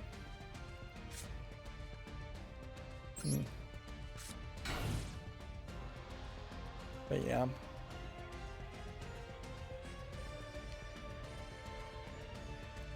This is probably an example, though, of where we're still not sure where Valve stands, and that somebody's putting a censored version of a game that almost certainly, if you went directly to the Kagura Games website, you could buy this in an uncensored version, and this lady would clearly have more of a top on, and I suspect this lady would have a more revealing top too.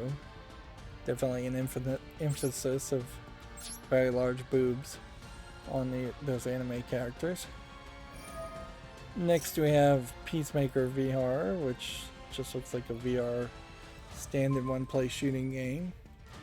It doesn't look particularly unique, so no. Here we have Fault STP. The Fault series of visual novels may be something.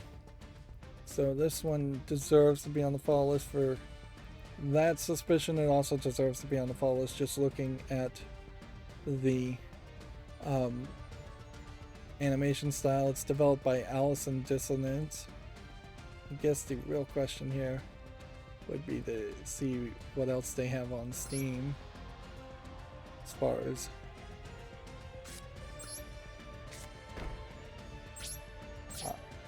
games.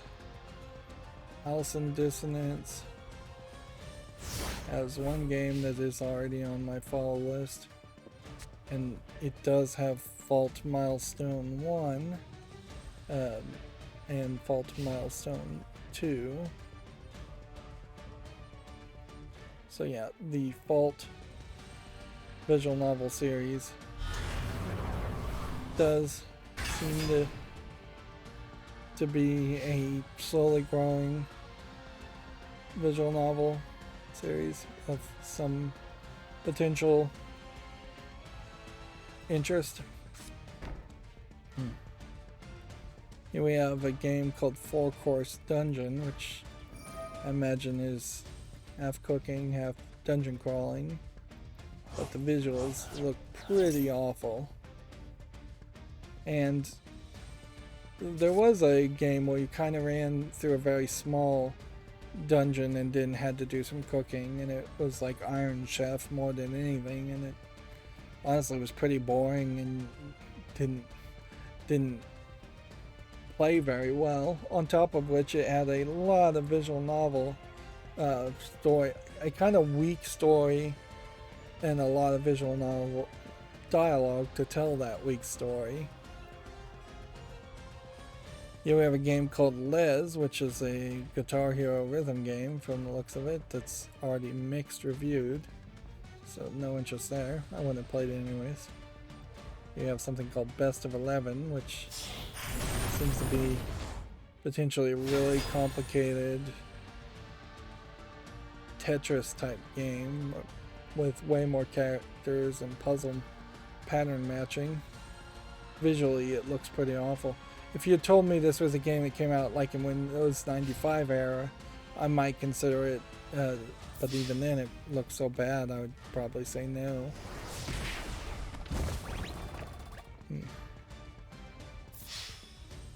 Yeah, I think I'm doomed here.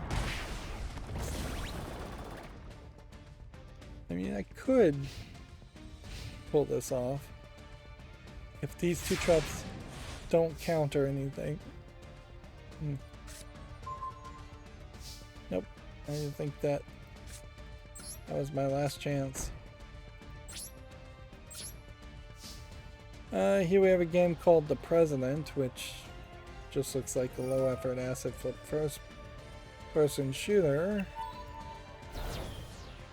There is something called the Lizardton, which is, I think, kind of like a mobile tower defense type game. Is the general idea. I'm gonna give this a follow. It looks weird and really not my style, but it's so weird I'm not 100% sure on it. Here we have a game called Trigger Witch, which is a top-down twin-stick shooter. It's already on the follow list. Here we have The Warrior of Wisdom, which just looks like a platformer. No interest. Here we have Trash is Fun, which looks like some kind of trash sorting multiplayer minigame. That's going to be a no. Here we have Go Ace It, which seems to be an infinite roller or infinite runner. Here we have Station Osiris, which just looks like it's an asset flip first person shooter. Here we have a game called Caston, which actually looks pretty nice, but you can see it's already mixed, so I'm gonna ignore it. And as we get deeper, it does start to show some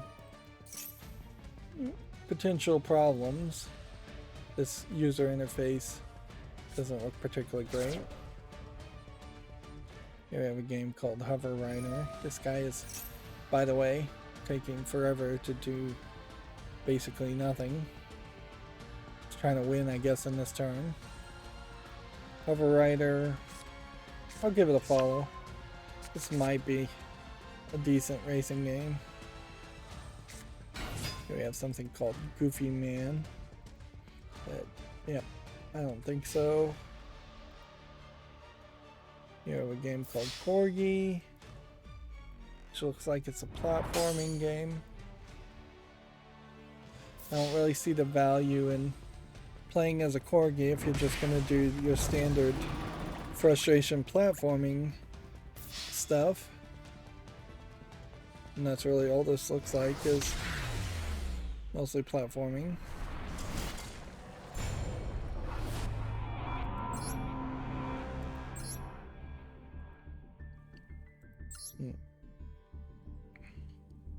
When after 4 more wins, Platinum Tier 3. I feel like if I'm gonna lose one more time, I'm gonna fall down.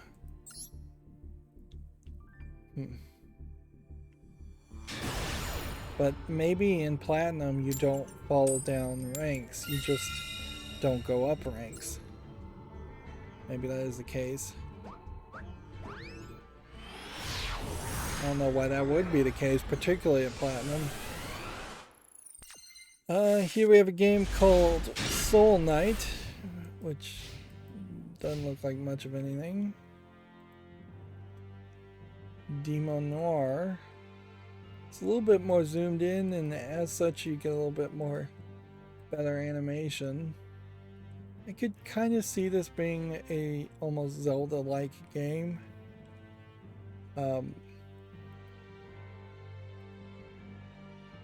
And we kind of do need an attempt at making a Zelda-like game. I don't know if it really needs to be pixely, or if you could just do like the remake of Link's Awakening and make it 3D chibi art.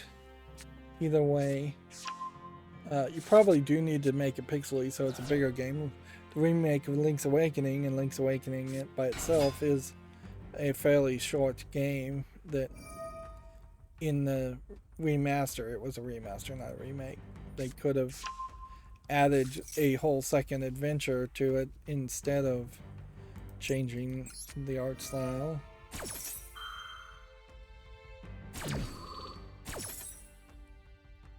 And the content they did add was not particularly amazing content.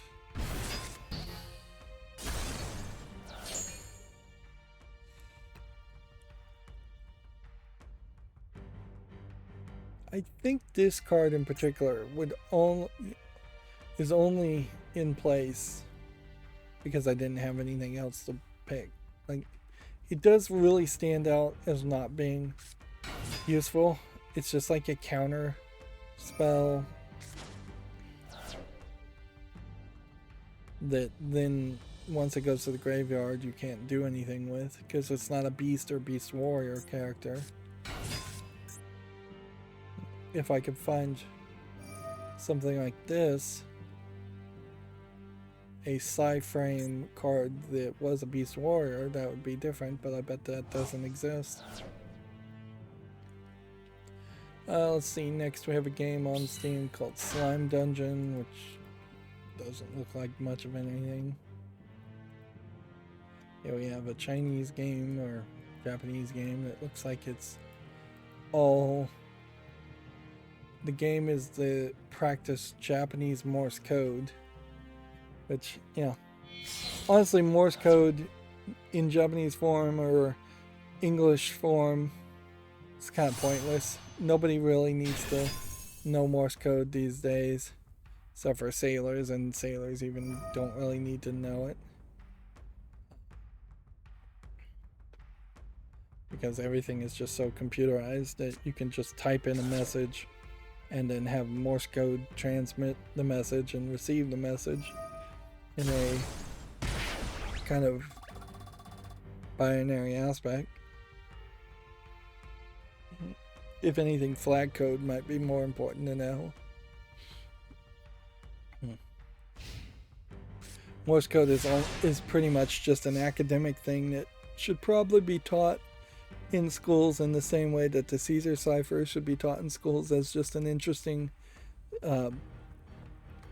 concept of here's how things can be translated as a preliminary to learning like programming.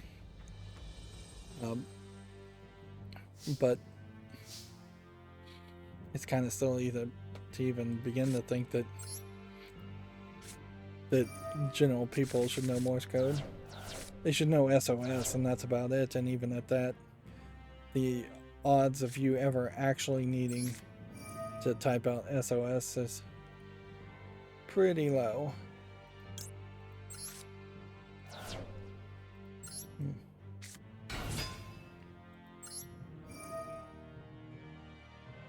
Let's see.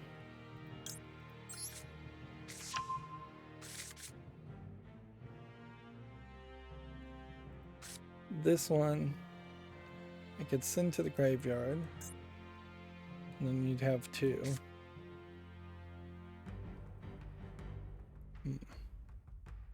We could summon.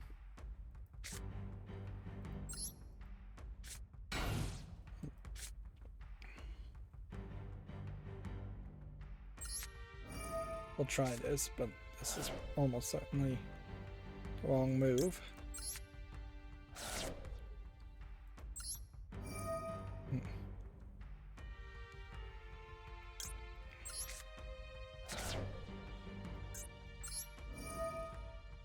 Well, we made it. Interesting. But that being said, I should have sent this instead of this, the other copy of this. Because it didn't activate his trigger.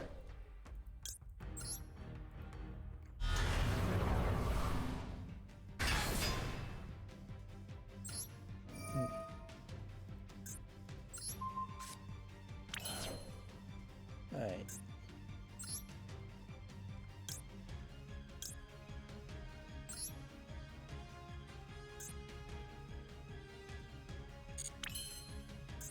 Can I face down summon? Nope. Can't tribute face down monsters, it seems.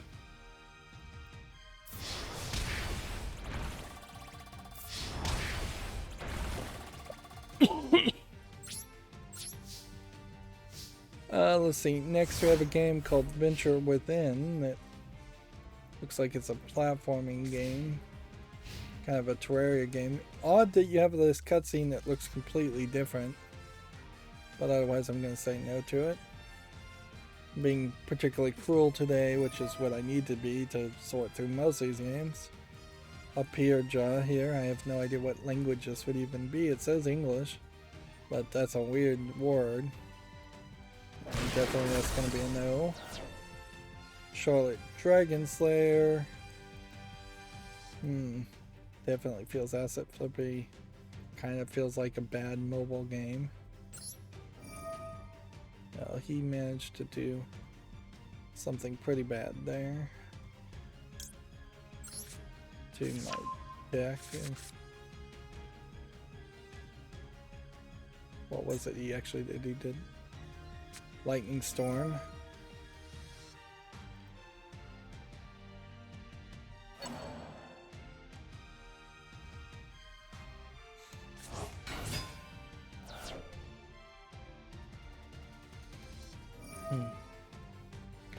Here we have a game called Raven, which is just the card game Rook. Although, I think Rook card deck, the Rook decks are slightly different than just your standard playing card deck. Although I think you could probably play Rook fairly easily with two decks of cards. Now I already have Tabletop Simulator, but there might be something to this that would make an argument towards having a dedicated Rook card game, particularly if you're a big fan of playing Rook, which I am not. I may have played it twice in my life and that's about it, but I might consider playing it and showing it off. Those are the kind of games that I end up spotlighting and then never actually doing anything with. Here we have a game called Knights of the Exploding Table, which looks like it's a 3D Bomberman clone. It doesn't look particularly appealing, though. I don't think Bomberman games in general are particularly appealing.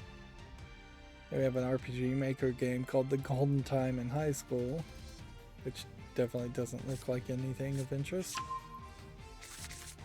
Here we have On the Wings, Birth of a Hero, which looks like a fly around on dragons game, which there might be something to that, so I'll give that a follow.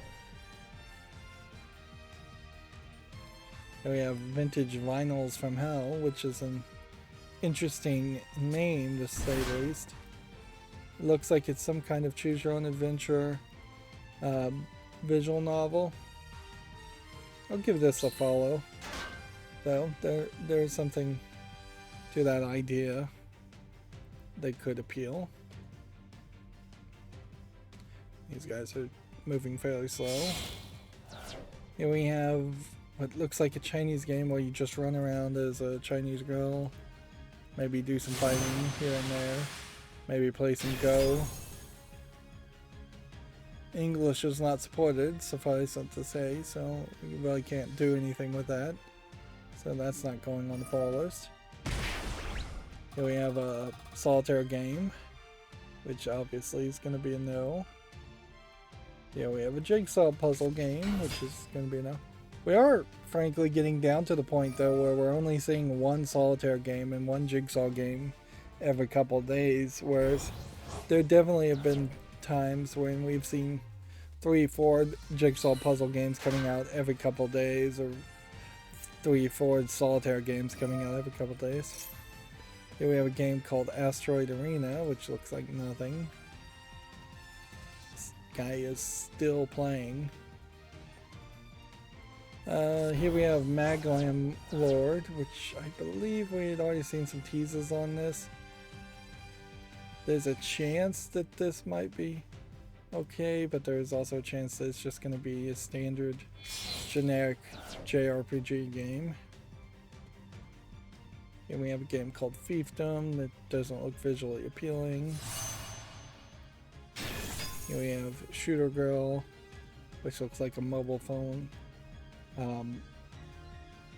Says shooting girls. Oh, and you actually are shooting girls. Perhaps that shouldn't be allowed on Steam. But I guess I applaud the lack of censorship there as far as a low effort mobile game. In all fairness, Shift Up's new game, Project Nikkei, is literally just anime girls shooting at other anime girls, so it's hardly like that's unique of a experience.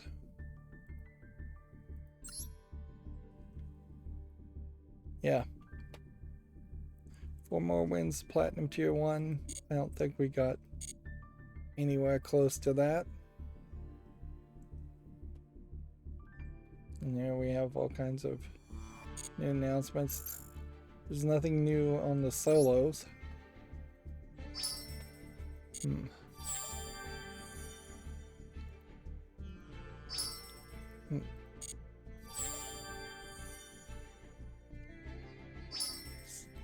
Go ahead, collect all of these. I do have a slight concern about Project Nikkei when it actually comes out, whether it's going to be a game that has considerably less animations in the attacks, since all the characters seem to just be shooting guns, and that may visually make the whole thing a lot less appealing compared to Destiny Child, where every single character has several special attacks. What else did we get a lifetime progress on that? It's not too bad. They do want me to play in solo mode. And no Duel Live, no login, so either that's going to reset later.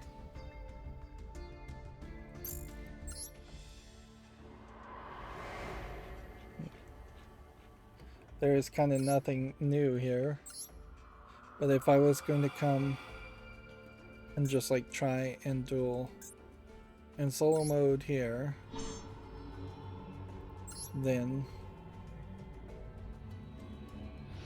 it's not going to play against me. It'll do its moves and it'll just wait for me to play mine. So that's not going to particularly help me move forward through the remaining 10 or 20 games that have come out on Steam. Which definitely is going to just make this a distraction.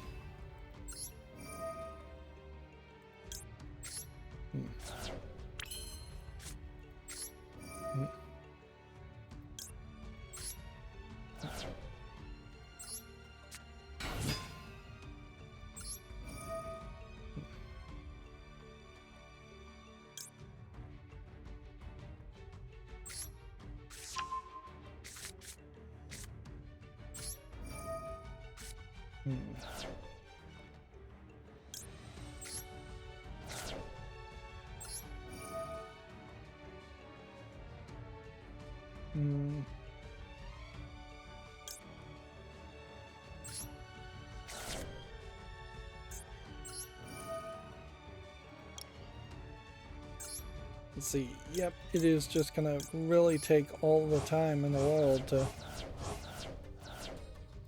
get around all this.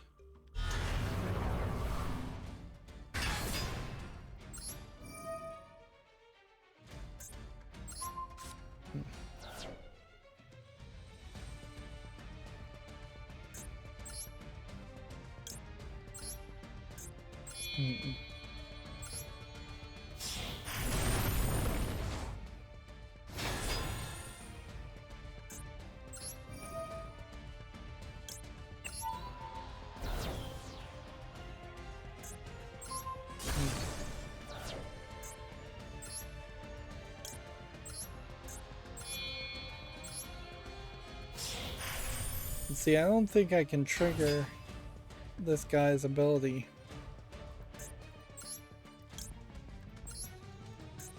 Multiple times.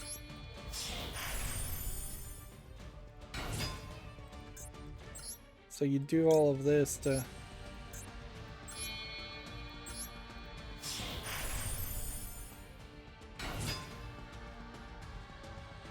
hope that you can do something else.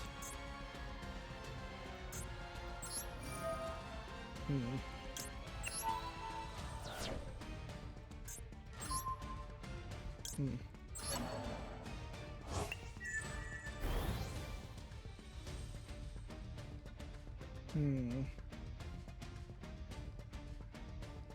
And I don't think there's anything else you can do, so you go there, and go there, end the turn, win next turn. Here we have a game on Steam called Arcadia, which is a top-down shooter. Looks like nothing of interest. Here we have Pumpkinhead, which also looks awful. Here we have a hidden object game called I Commissioned Some Bees, which the art looks kind of unique, but it is just a hidden object game, so I have to say no to it. Here we have something called King that looks awful. Here we have a game called Melina, which, yeah, a lot of games today have been very easy to dismiss on the first glance. Final Front looks like nothing. Cheese game is probably a troll. Joke game. It's, I guess, avoid dying, and thus that's why it's called cheese, because it's a cheesy experience and an annoying experience.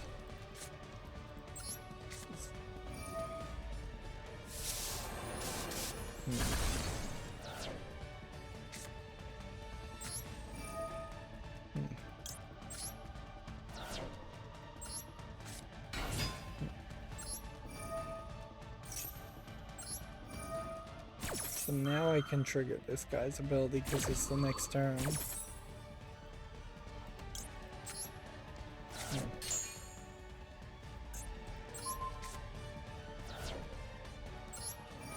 And so at this point,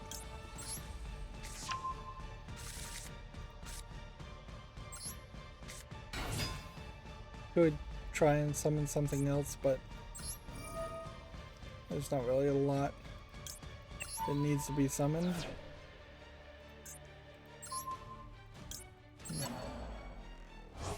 And I only have like 2 Zodiacs, so in 2 turns you can get this to 3200. And I guess you could do this to increase the damage if you wanted to, but it doesn't matter.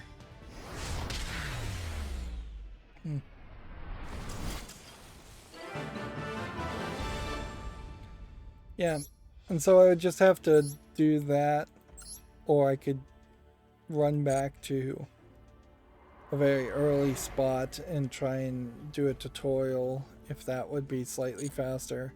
I don't think it really would be that much faster.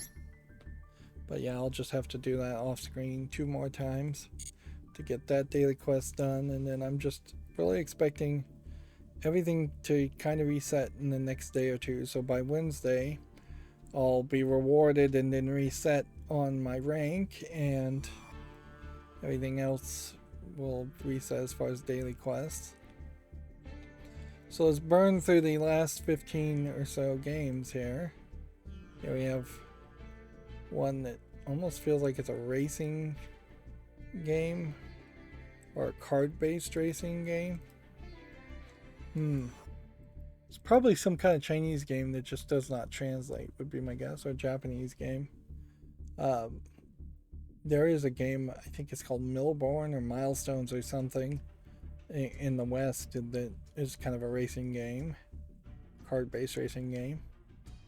We have Epic Fantasy Collection, which looks like it's a lot of random visuals, but I don't know if there's a real game here. And it doesn't really feel like one worth playing. What's weird is you have what looks like a shoot 'em up game, and what looks like a platforming game, and what looks like an RPG game, all together, and that seems very weird. Like there isn't an actual narrative or story there, it's just a collection of experiments and gameplay mechanics. Sky Lost here, I'm gonna give a follow and be particularly generous too, just because it might be a student project and it might be something of some interest on that aspect and only that aspect. Tom's Adventure looks like a platformer. Doesn't look terrible, doesn't look great. Secret Backrooms is yet another Backrooms game, which I have no interest in playing any of those. Voice from Beyond looks like a horror game, but I don't think there's quite enough here. Like this screenshot would make me say yes, but then every other screenshot just screams asset flip or empty game, so I'm gonna have to say no. Cypher's Game VR might be a cipher code breaking game in VR. I'll put it on the follow list, although I was just saying I really should stop considering VR games in total. Here we have a game called Ever Seen a Cat, which I assume is a hidden object game. Here we have a game called Totems, which I'm saying is a puzzle platformer, but I don't know if that really is what it is. Destroy various blocks and magical totems. Your task is to destroy them, so all parts of the totem are on the ground.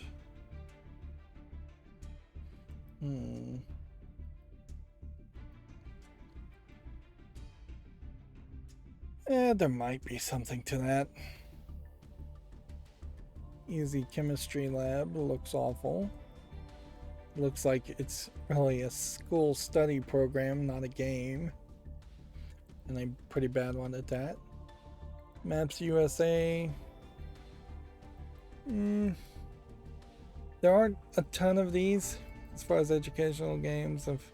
Can you name all 50 of the states and their locations, which is most people can't, and frankly most people don't need to. But yeah, I don't think there's enough of a game here, particularly not for $4.24 cents. I suppose that is something that we should be happy about. There's no longer a large contingent of parents that feel the need to buy educational games for their kids and waste their money on things kids have no interest in playing. This Offenders just kind of looks like an asset flip first person shooter. So we've seen considerably fewer educational games come out, and that's kind of a shame, but they all sucked. And at a certain point, there was at least a decade of very bad educational games that were released. This Grid Cube might be something, so I'll give it a follow. And then the last game we have here is called Beastly Muscles, which is anthropomorphic animals with muscles and building up their muscles even more. Which, boy, is that a fetish, or a unique fetish there. Like hard bodies fetish, I think is what it's called, with furry fetish merged together. Like that is the niche of the niche. I bet there's less than 100 people that would be interested in a game like that, which kind of makes it irrelevant to think about covering something there. Alright, and then I'm going to scroll down on my Twitter feed and see if there's any major new news that needs to happen. And then that is going to be it for me for today. Yeah, we managed to only go 2 hours and 15 minutes, and I'm happy for that, frankly, because there's really no need to push streams into the 3+ hour range. Well, that's going to be it for this stream. As always, I ask you to like, share, subscribe, comment, and watch every second of my videos. If you want a friend to follow me on any social media sites, there's a whole bunch of links down below. Thank you for watching. Have a good evening.